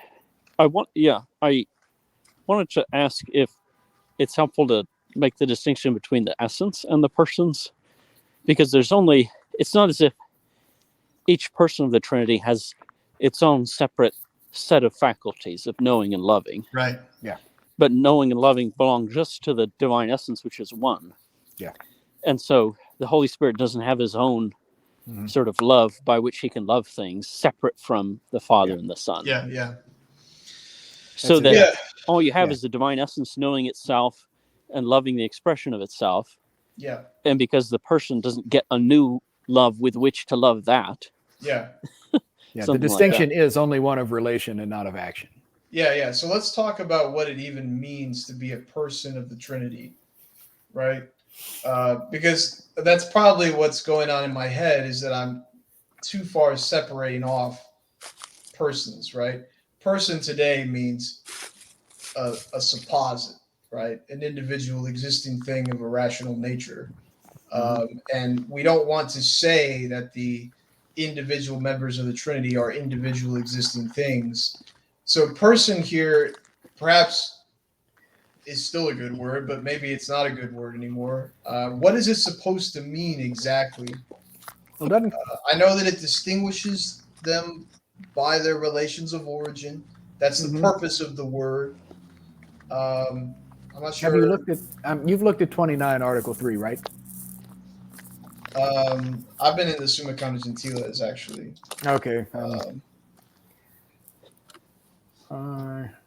Whether the word person should be said of God, because the previous question, Article 1, was whether an individual substance of a rational nature is a fitting definition, and of course, he says, "Yeah," but all right. He says, Article "Yeah, 3, but." Yeah, but whether person should be said of God. All right. I haven't looked at this. I just know that the question is here. Person signifies what is most perfect in all nature. So it's a subsistent individual of a rational nature. Since everything that is perfect must be attributed to God, for as much as he contains every perfection, person is applied to God, not as applied to creatures, but of course in an analogical way, so that's helpful. Which, while giving them the name to creatures, we also attribute to God as showed above. So, well, that's interesting. Anything helpful in the replies? What the word signifies is found in many places of Scripture.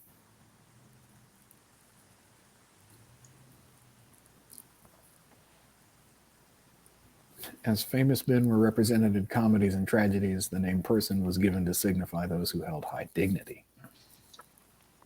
Interesting. Yeah, I don't know about that. Is that right? I'm thinking like the Greek comedies and stuff, the personas that they would wear. Yeah, that's. They weren't very dignified. Hypostasis does not apply to God as regards origin because he doesn't underlie accidents. It applies to him in its objective sense, for it is imposed to signify subsistence. It may be said God has a rational nature if we mean not discursive but intelligent. Yeah. God. All right. So I'm trying to don't know. So what was the original? yeah, You're it's thinking like about personhood. think about person, right? Obviously, we want to drop the individual existing thing, and we want to actually drop rational too. So we have we want to go for intellectual, right? Yeah. Instead. So that's all this. Yeah. So what's left? What's Richard St. Victor say? Incommunicable existence. All right. Yeah. All right. That. Hang on. Is that right? Is that helpful? Even that might be. So hang on. Let me read that on my screen here. That's Article 3, Objection 4. 29, Article 3. Yeah, odd 4.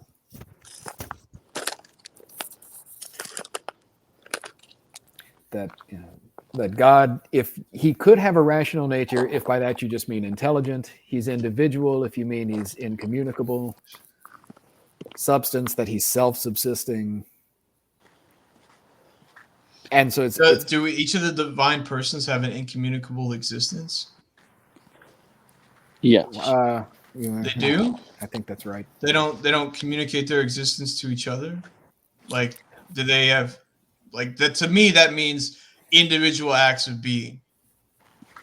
Is that not what that means? Incommunicable existence?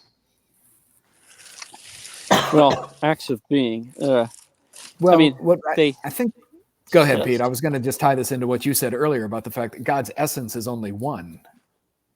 Right. God is one, and that act of being is incommunicable. The persons aren't distinguished by their act of being. Right, exactly. That's why. So Richard is saying Victor at the end, right? Aquinas says, therefore. Well, right? but he says though that there are those who say that Boethius, the definition of Boethius, is not the definition of person when we use of speaking God. So right, Boethius said that God, person is an individual substance of a rational nature, and so this is Aquinas going through all of this. Well, you could say that God has rational nature if by this you mean. You could say that God is an individual if by this you mean. And he's saying there are those who thought that Boethius's definition of person was not the definition of person we use to God, and therefore Richard of St. Victor says. Yes, and how does this in any way help, right? I think Thomas here is just saying you can say person of God if by the definition of person you change the definitions of all the terms. You could use the same word in the same definition, just change the meaning of all the words. Exactly. That's almost exactly what he's doing. That's almost exactly what's happening here. Jake would lose his shit if he heard us say that. I know. Well, anyway, yeah, I just don't get person here. What it actually is supposed to mean. I don't understand. Because person, right? Person's in the category of substance. Let's just start there. All right. Not anymore. Now we're talking about the Trinity, and it's in the category of relation. Presumably, right? At least in our understanding, it would be. Mm-hmm. That's what we're trying to categorize it. Well, I guess in God, God's not in any category, right? Everyone knows that. But I was just going Maybe to say, isn't the... Oh, sorry. I keep it. No, go ahead. Please. Go ahead. I was just going to say, what's common is the subsistence. Mm-hmm. But in substances, if there's a different subsistence, you have a different substance normally, but somehow in the Trinity, each person subsists, but there's no separate substance or thing, essence. So I'm trying to look for the commonality. And it does seem that in each case, a person is a thing that's somehow in its own right. Or it's not the best way of putting it, but Well, Article 4 is where Thomas goes on to talking about does person signify relation? Oh yeah, that looks like a good question.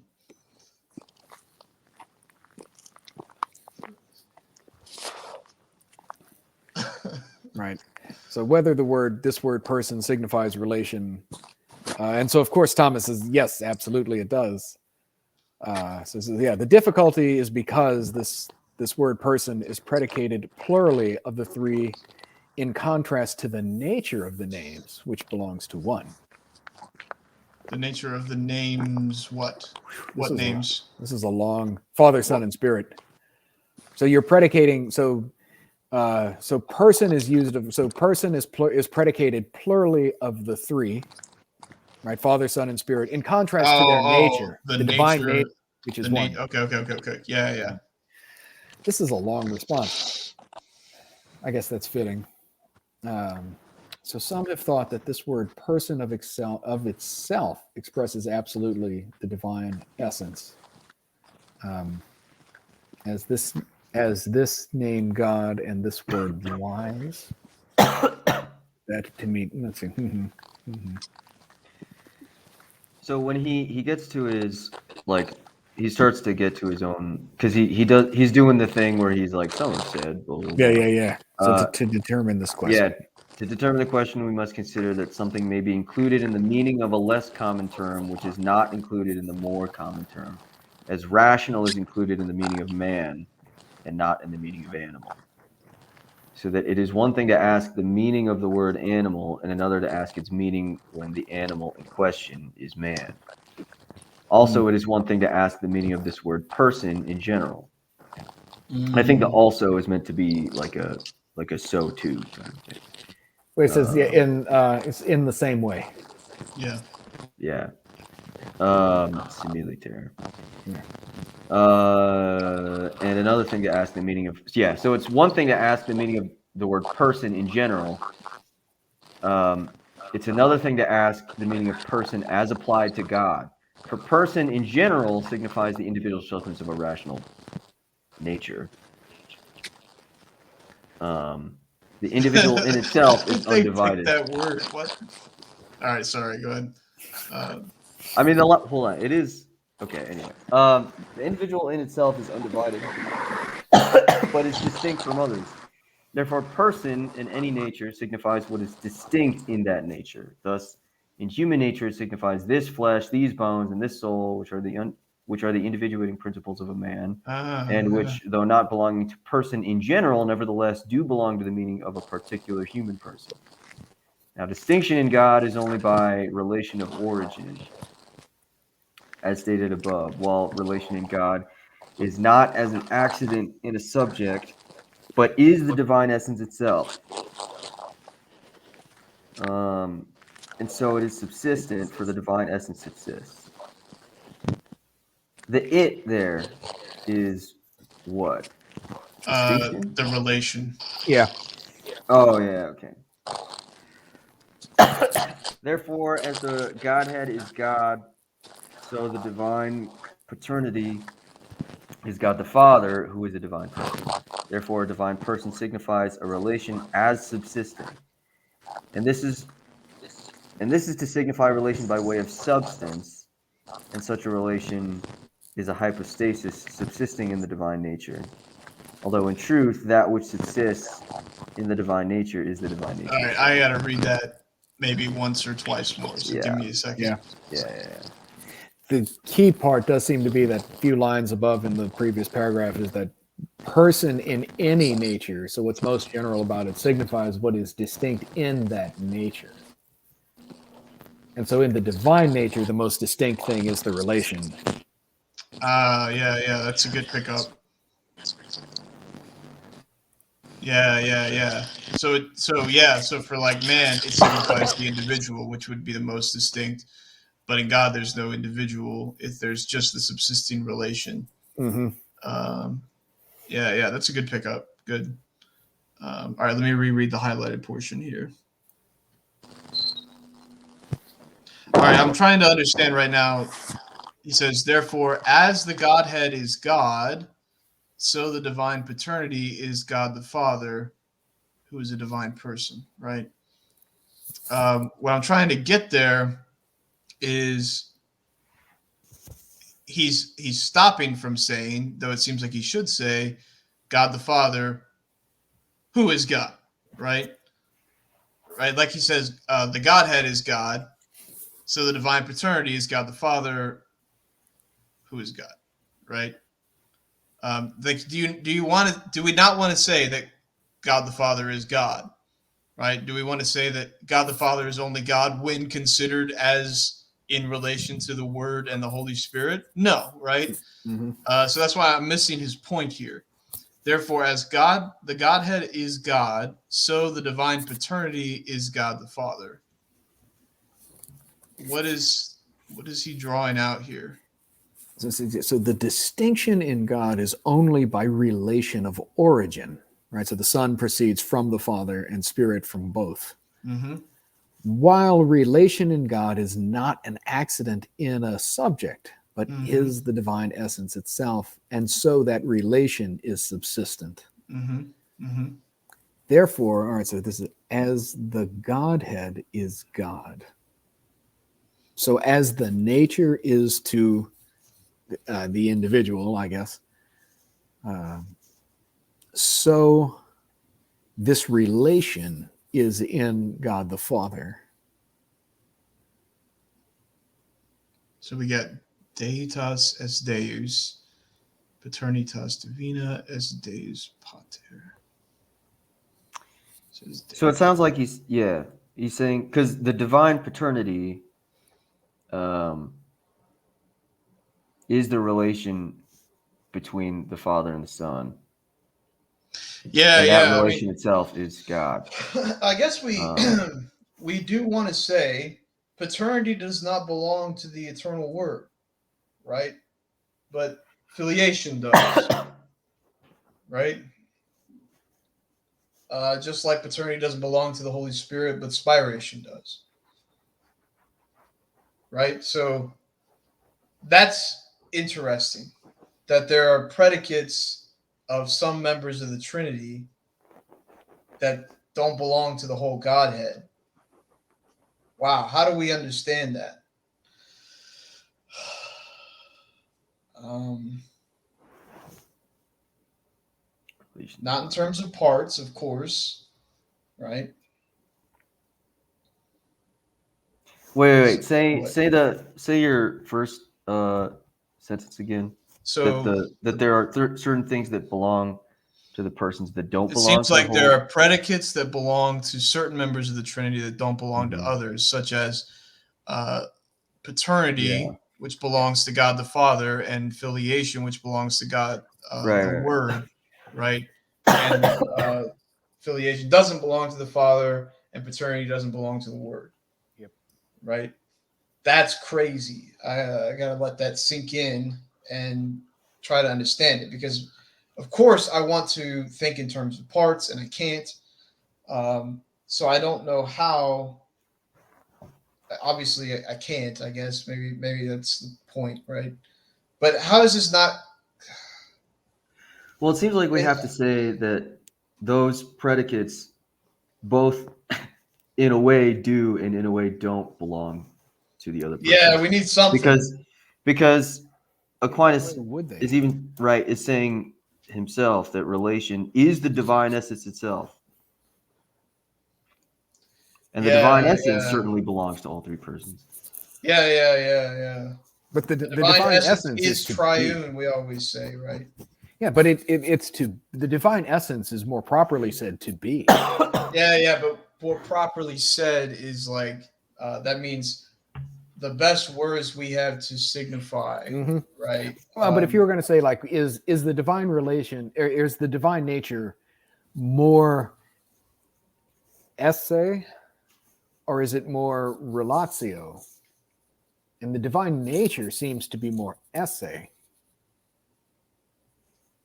Yeah, but you know how like to be and to be Joe is the same for me. Maybe to be and to be relatio is the same for God. Well, this is They part of, have I to think, be the- actually, right? Though this Because is part God of this is question is that to be subsisting relational, relatio. yeah, to be relational is to be part of the is to be person, and this is kind of what some of the phenomenologists hone in on Mm-hmm. so much, right? Is to be person is to be relational, and they start to abstract all sorts of things out of that. Yeah, probably too much.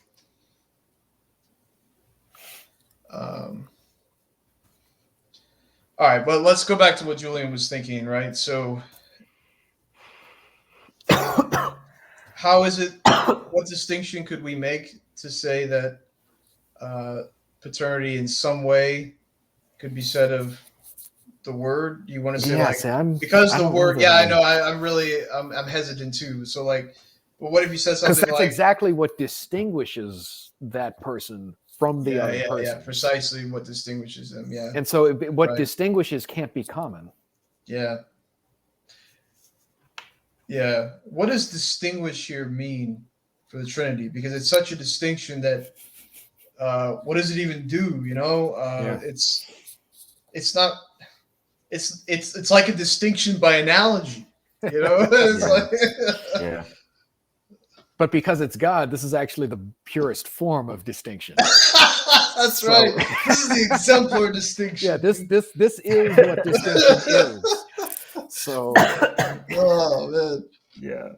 When we say that the Father is not the Son, we mean like the So most not, That's the right, most yeah. the most not that you could ever get. He's so not the son that he's That's also like of the same essence. And It's But that's the thing, unbelievable God the how Father- much not the Son the Father is. but that's exactly it. The You Father literally is can't just believe it so 'cause not- he's the is same, so too. not the Son. Right? The Father is so not the Son. Don't yeah. even get it, man. You're damn right. You'll just never understand. And it's true. Yeah. Did we make progress or just more I don't nonsense? know. Well, we definitely cleared away what isn't. So then that's progress, right? Yeah. Well, here's something that's in the back of my mind, right? So, like, Thomas appeals to this in the Summa Constantilas, in maybe one or two places. He says, this is just like when you assign all these attributes to God, wisdom, justice, goodness, and power. You assign all of these to God, and we can know that in God they have to be the same, even though we cannot understand all of them at the same time, right? So also, all of these persons are God, even though we can't understand them at the same time, such that we can understand paternity and sonship belong to God at the same time, right? Without. But that's are you? Yeah, but the difference is that whereas, like, in God, I wouldn't say that, like, the divine intellect is not the divine will. Whereas I will say that the divine paternity is not the divine filiation. Yeah, That's this the is difficulty I'm having. because so the way that this is what I wanted to ask was how are you using God, right? Do you mean because there's something to be said about the divine essence is the same. Again, this is what we've been talking about all night, right? But it's not that person. There was something you said just like a second ago I wanted to hone in on. Oh, that's I mean, yeah, like right to be belongs to all three persons co-equally.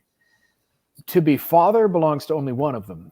Mm-hmm. And to be son belongs to only one of them. And to be whatever the third one is, right? Bond or love or whatever, right? That only belongs to one. To be belongs to all three. So there are things that belong to the divine.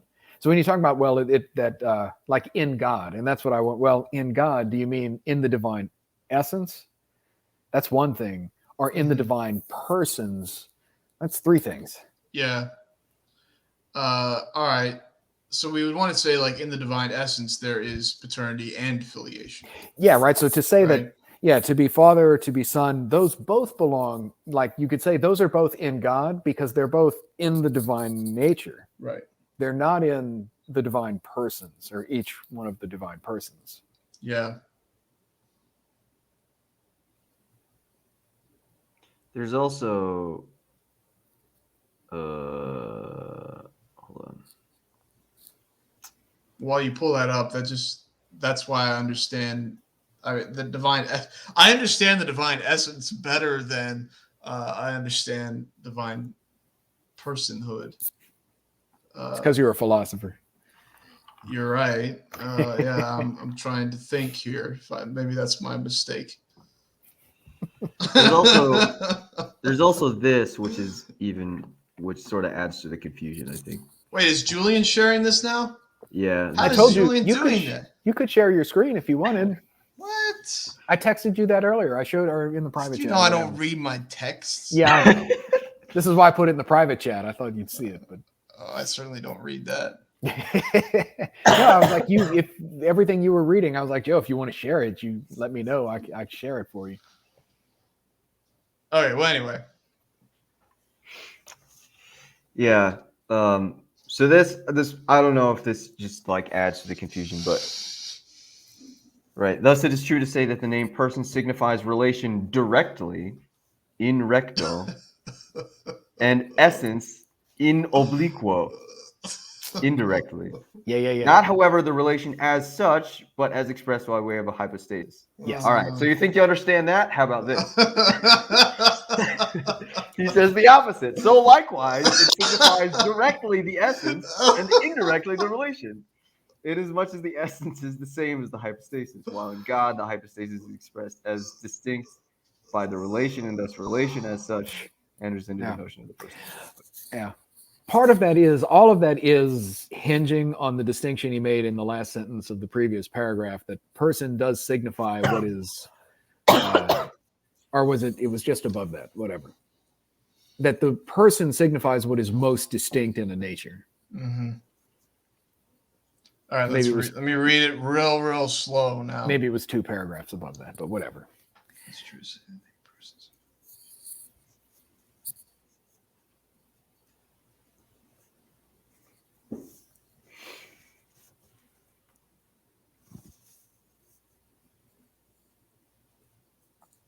Man, I think it's gonna take my whole life to understand this paragraph.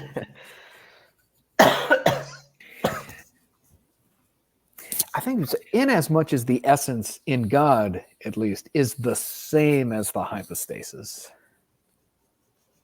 I think that's why he can say. I think that's why he can say both of these. How did he qualify the term?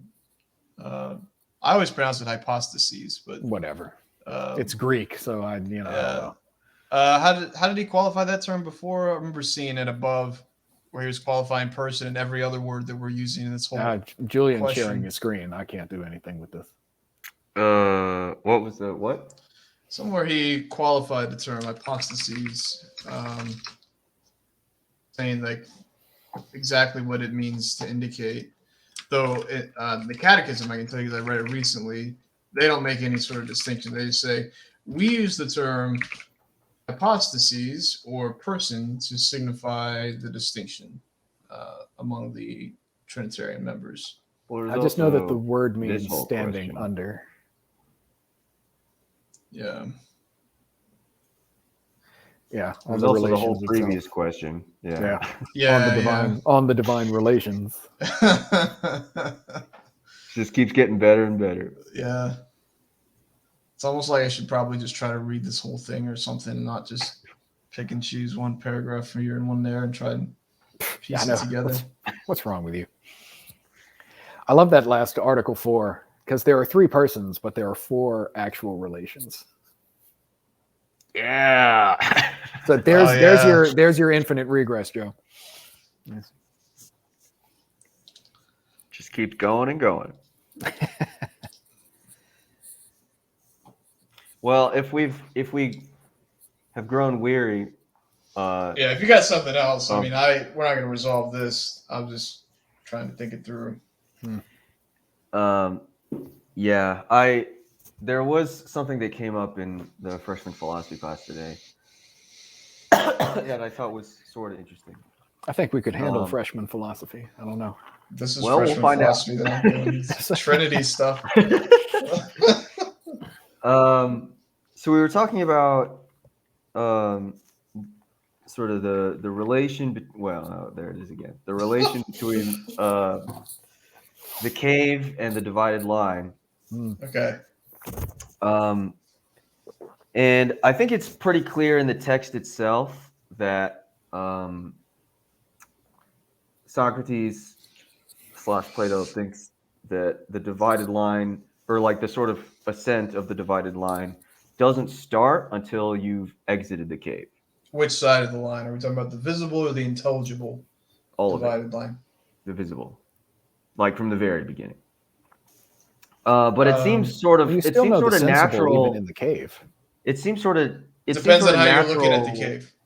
Yeah, it seems sort of natural to say that that you've begun the ascent once you've like unfettered yourself. And in fact, that was what all the students wanted to say. But there's a pretty clear text in the text itself that really sounds like Plato thinks it only starts outside of the cave, because he says that like once you get out, your eyes will be dazzled, and you'll have to grow accustomed to the light of the sun. And so you'll begin by looking at shadows, and you'll begin by looking at reflections first. Then you'll move on to physical things, and then so on and so forth. Outside the cave? I thought he said outside the cave there you encounter real things. Yeah, you only see the shadows, But which only is the lowest part of the line in the cave. That's what I thought. You only see the reflections. He says explicitly that as your eyes are growing accustomed to the light of the sun, you have to start with shadows and reflections. And well, maybe what he's doing is turning the analogy back, and he's saying like, once you've left the cave, you're not immediately prepared to just contemplate the good, right? You've got to start with, like, once you know of universals, you got to start with sensible particulars to remind yourself of certain universals, and until you're at the point where you're reasoning from universals to universals and you can get to the good. So like,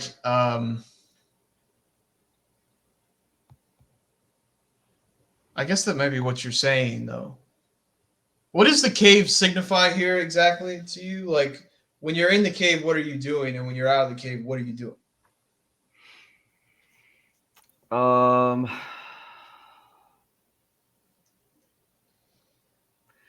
Well, when you're in the cave, you're certainly being deceived, and you're in a state of deception.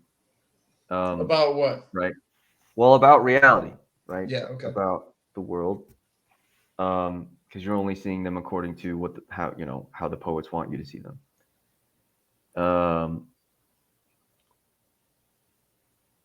Once you leave the cave, which also itself was another concern that came up a lot, but as to specifically how one leaves the cave, but that's a different question. Once you leave the cave, you're no longer in a state of deception. You're seeing things as they truly are. You're able to say of what is that it is, and of what is not that it is not. Right? Okay. So do you know forms when you're out of the cave, or are you still caught up in particulars? Because this is the way I think about it, right? Yeah. In the cave, you're seeing the shadows on the wall of the real things that are outside the cave. And when you get outside the cave, Phil, can you stop that? Sorry. I'm just checking this out. Okay, when you're in the cave, you're seeing shadows on the wall of what? Of the things that are outside the cave. So once you're outside the cave, you're not looking at what isn't real anymore, but you are looking at what is real now, right? Real things. the sun, the light of the good by which you can see all of those things, is too bright for you to contemplate right away. But once your eyes have accustomed to looking at real being, or rather once your mind has accustomed to thinking about real being, it can then it's equipped or adjusted enough to think about the first principle of all being, the form of the good. So I think once you're out of the cave for Plato, you're thinking about forms, right? Yeah. Immediately? Doesn't seem I like think that's what it means to be out of the cave. You're thinking about forms. If you're thinking about the imitations, you're thinking about imitations of what? Of the forms, right? So there's the shadows that are in the cave, and then there's real being outside the cave, of which the shadows are imitations. So, and I think you mentioned this before. So when Plato says that that like your eyes are in the process of becoming accustomed to the light of the sun, you're saying that I think you used the word like one is reminding oneself. Well, yeah, I Or mean that's something his. of the. Yeah, I was just using his theory of recollection, right? So, Okay. but I don't know. I don't think you. I'm not sure how you arrive at the good from everything that's out there. I'm not sure exactly what the form of the good does for Plato. I'm not sure I understand that. So I'm not sure exactly what happens in between getting out of the cave and encountering real being and finally getting to the point where you can contemplate the first principle of all being, the form of the good. Somehow there's some Platonic scientific process there, right? But certainly you don't begin with the ultimate principles of things. That's the end of science, right? That's wisdom. So the starting point is going to be something else. Now, I don't know why for Plato it can't be if it's strictly like recollection. Why do you need to recollect lesser things before the form of the good? I don't know. Like Aristotle's approach makes a lot of sense, because you're going to reason from the sensible to the ultimate and insensible, right? Isn't it something similar though, like that Plato's working on, that in order to recollect the universal, like you have to be led through the particular? Like you have to see all of these similar things, and then you remember that there was something common between them, or that there's something they all participate in. On the other hand, or on the contrary, when he's talking about the quadrivium, he doesn't really seem to like music and astronomy because they take you back to particulars, right? I think the whole point is getting away from particulars for Plato, and he puts it a strange way, and I don't remember, but I think it's on the divided line. What's the top of the divided line on the intelligible side? What's the Greek word? I don't remember. I think it's noesis. Noesis. Yeah. And he gives a description for that, and it's like moving from forms to forms or something. Yeah. And but still, he gives a description of though how you reach to that point though. Doesn't he? He's not like, you just don't, even like coming out of the cave, that was the whole point, right? You just don't start seeing forms, right? The sun is too bright. He doesn't say exactly how you go about seeing the sun, though. He just says somehow, hey, let's just say you got cut loose and then you get out, right? Yeah. For the most part, most people will get out of the cave because the philosopher goes back into the cave to bring them out, right? Or at least to direct them in the cave, one or the other, right? That's what Socrates is trying to do. He's trying to give you the red pill when you're in the cave. Yes. Right? And he's not doing it by saying, hey, let's go look at a bunch of dogs until you remember what real dog is. Right? He's trying to show you that you do, in fact, remember what real dog is. I've got to ask you questions and get you to stop thinking about all these particulars so that you can focus in on what you already know. But doesn't he do that through the dialogue of, he's like, Joe, you keep talking about dog. Like you keep pointing these particulars and calling them by universal. Like you're calling them dog. What is dog? Yeah, he wants to get away from the particulars, right? Yeah. He doesn't want to like use particulars to get somewhere. Well, Oh, well, he does kind of, right? yeah, it's like you're yeah, it's like you're calling all these things dog. Okay, now tell me what Yeah, this yeah. universal is yeah. that you're. What do they all have in common? Yeah. Right. Yeah, he does do that. You're right. Yeah.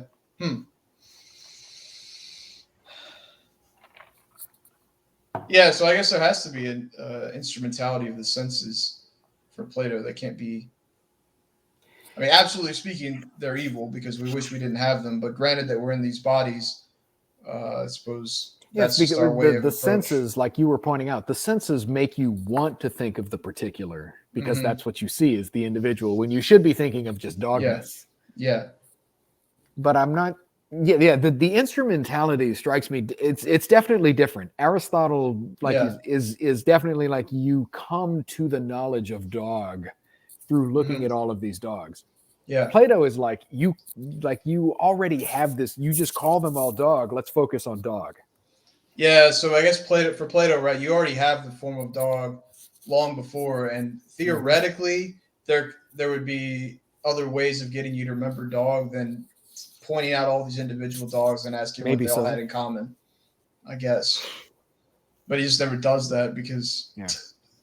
don't I know. guess if the whole thing about recollection would be true, that should be right. You shouldn't have to look at an individual thing and go, yeah, that's a dog, and be like, okay, now what do you mean by dog? What is this universal you're calling it by, right? You should, if recollection is right, then you should just have somewhere the form. Though of he might dog. say something like this, like if you were to encounter the alien, whatever, alien dog on Mars, called by a different name, alien doggos on Mars, you wouldn't remember anything about the alien doggo the absolute alien doggo until you encountered an individual one, and you remember, oh yeah, I don't know. Yeah, these that's things what, exist.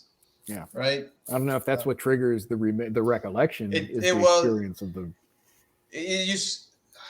Would Plato say, maybe you would have to say that anything we can think of would have to be a form, right? I haven't So been like through the even Meno the things in a that we while. don't know that exist would have to, if we can think the universal, it would have to exist, right? Yeah. So like Phoenix, there has to be absolute Phoenix. There has to be absolute, everything that we can think of. Yeah. I know, like, I have the Meno on my syllabus for the semester, for the spring semester, but I haven't read it yet, and I haven't read it in a long time, and I haven't gone back through it. But it would seem like, I don't know, I would want to go maybe more to the Meno than the Republic on this question. Well, in the Meno, he proves that the slave boy doesn't know how to double the area of the square. Actually, but it's by the series of questions he shows that the slave boy is able. He knows the Meno. He knows the area of the square. Well, the first thing he does is prove that he doesn't know, right? Yeah, but then he's but he really does, and let me show exactly. you. Yeah. Right. And because that's laid out there, I think I would want to go there then. And I just don't remember that text. Yeah, I mean, he just asks some leading questions, you remember it well. Yeah, enough, but I I'm mean, sure. how he actually works out is like, so that he goes is like, you see, it's there all along. The slave boy had the form. It was there. You just have to bring it out. But the specifics, I assume, or I know that the Socrates' argument is laid out more explicitly there than in the Republic on how you rise to the level of form, I think. What's weird about that argument is does that mean that doubling the area of the square, like that action or that procedure, is a form? I guess art is the same for Plato as any other knowledge, right? And what the slave boy remembers is not what a square is, right? But how to double the area of the square through the diagonal. Mm-hmm. Well, I think for Plato, at least, given his, is that the action is a form? I know Plato was big into geometry, right? Is it more the relation of number than just that the act of doubling a square? Because it's not.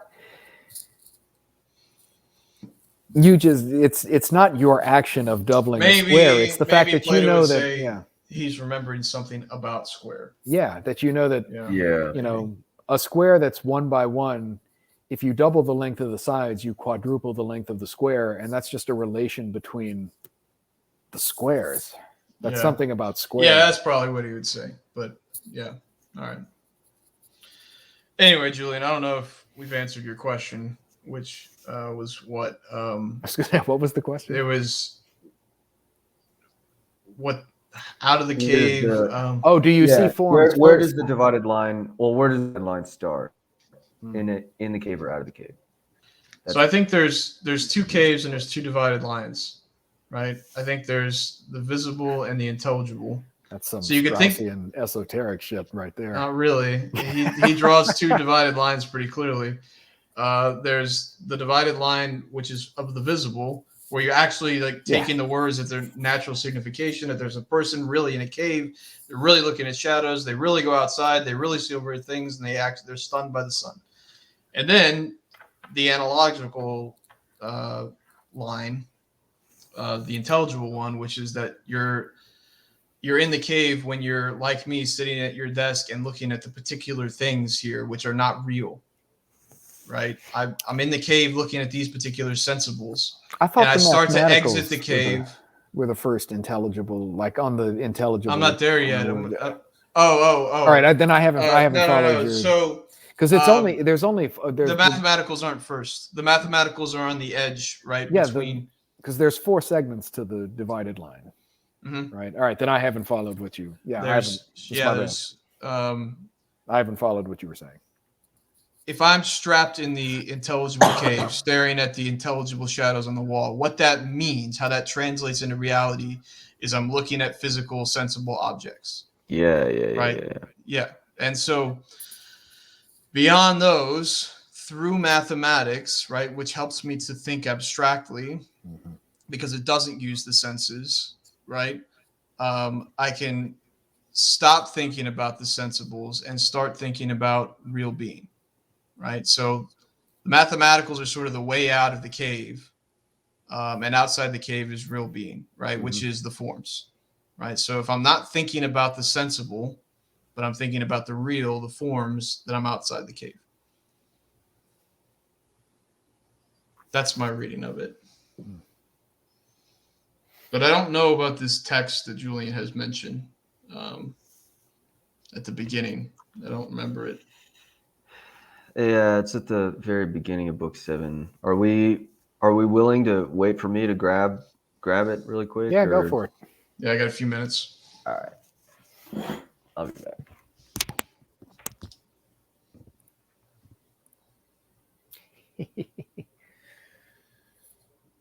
Yeah, mine's on the shelf, but I'm not gonna go get it. Yeah, I mean, I could literally just pull it up here. That's right. We've. I think the I internet have at our all of fingertips. Benjamin Jowett's translations downloaded. He seems to be the authoritative translator. He did them all, I think. Yeah, I think he did them all. So this is good old Alan Bloom, who's apparently a really controversial figure among some of the professors at the center. Yeah, I know Alan Bloom mostly from his a, work about the closing of the American mind and like his other work with like education and stuff. I don't know him as a Platonic translator.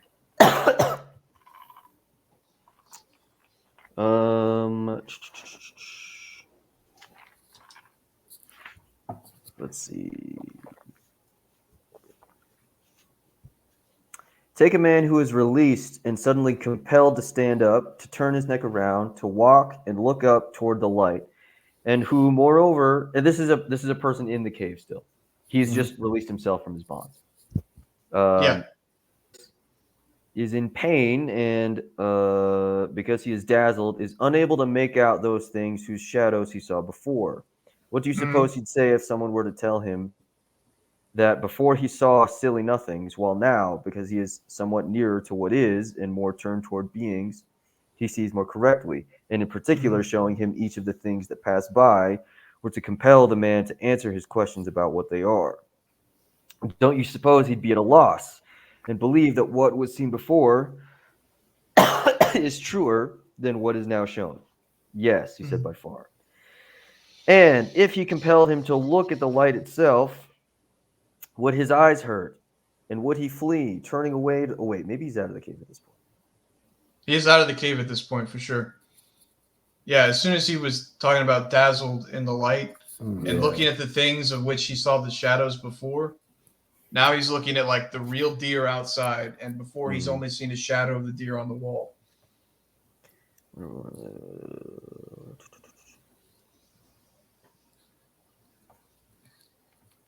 Okay, well, let's keep going.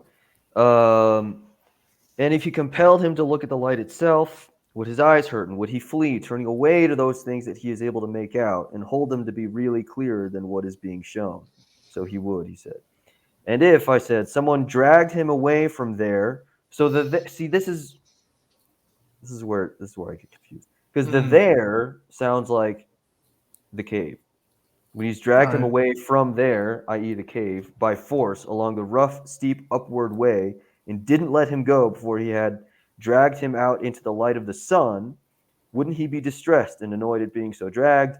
And when he came to the light, wouldn't he have his eyes full of its beam and be unable to see even one of the things now said to be true? No, he wouldn't, at least not right away.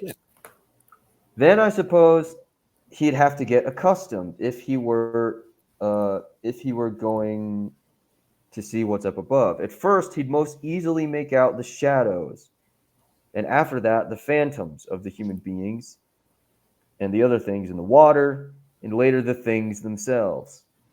And from there, he could turn to beholding the things in heaven and heaven itself more easily at night, looking at the light of the stars and the moon, than by day, looking at the sun and sunlight, of course.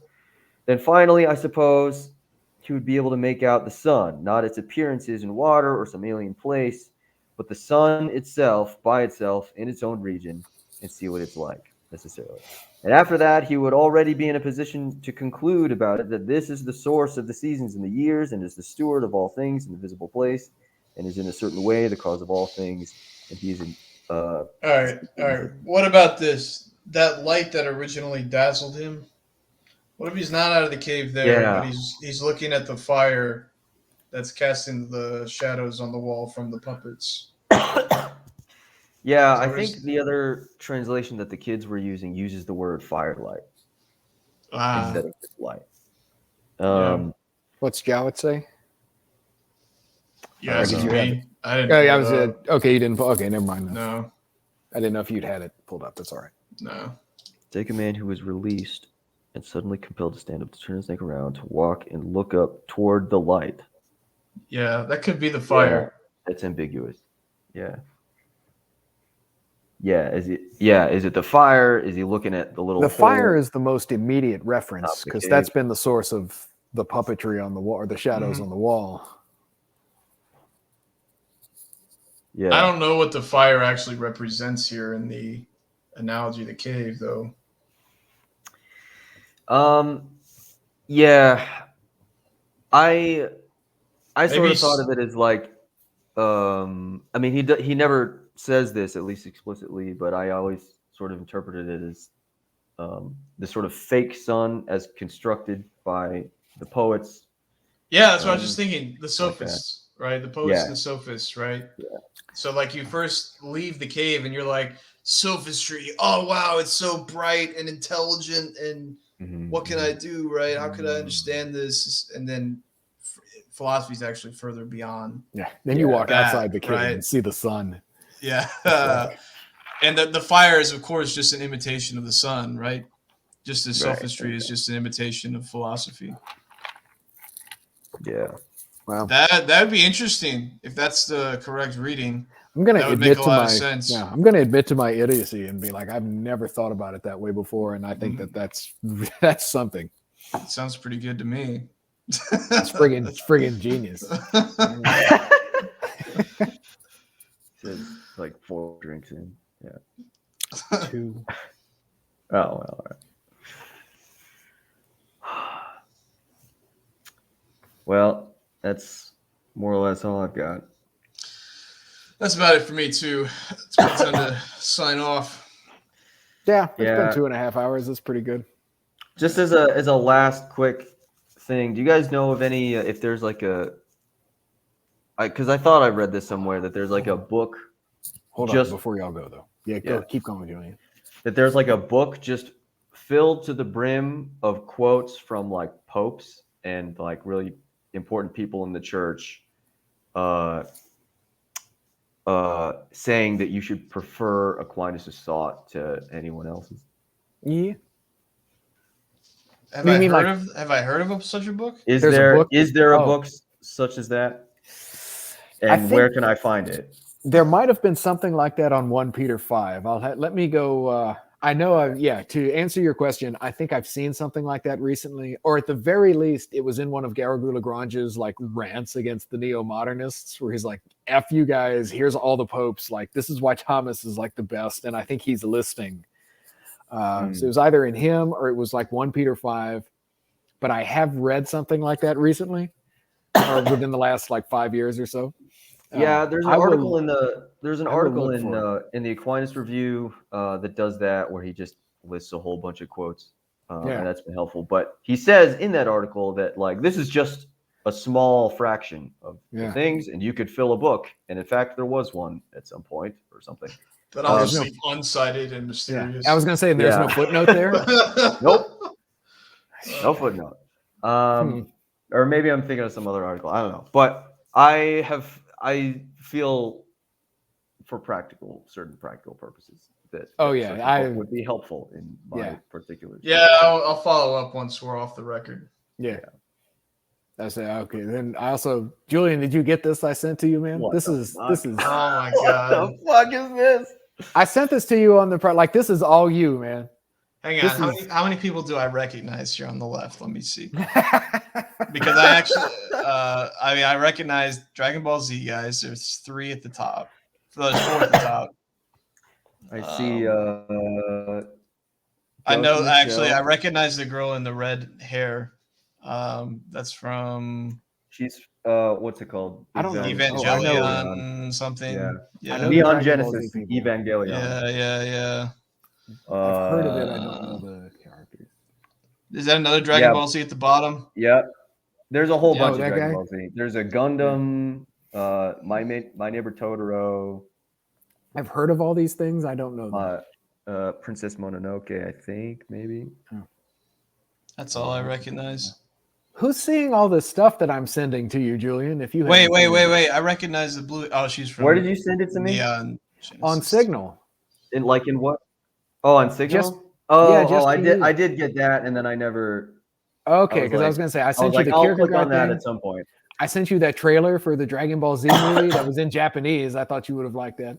I didn't even know there was a first movie. I And don't then know if they're gonna like Julian's take on this. I mean, I'm just judging by the icon in the upper left-hand corner. It Yeah, sounds I saw like, that. But who was Yeah. it? But it was. But I mean, yeah, it's talking about like Cowboy Bebop, Naruto, Attack on Titan, all the like the philosophical. Somebody else that I watch on YouTube was talking about this on their thing, but how like all the philosophical part about the nature of the soul. They were actually they were talking about Ghost in the Shell. And like the nature of soul and how like all of this stuff is like presented in like manga and anime and stuff like that. Yeah. But no, one of the guys I'm friends with on Facebook, who's at Notre Dame, doing his PhD at Notre Dame, posted this, and I tried to tag you on it on Facebook, and he told me he's like, because you and him aren't friends, you wouldn't be able to see it. Okay. And so I was like, all right, I'll send it to you privately. But I was like, man, this is all you. Yeah, Like, this you kind of would have something to say about this. Not right Yeah, now. I mean, though, with comps and stuff. Yeah, maybe It's at some point, but I think even if I did, I'd just be asking to get canceled. I don't know. You could talk about something like soul or something. I'm sure you could talk Yeah. about something uncontroversial or like the nature of heroism or I don't know. Yeah, as long as I don't reference St. Thomas or anything Yeah. Catholic. The common good and Attack on Titan. I'm sure there is something there that you could that you could work with that is not cancelable. Yeah, maybe. All right. Let's get off the record then, so we All can right. finish up. Then yeah, that'll call it for tonight. So All right. all right, let me end this.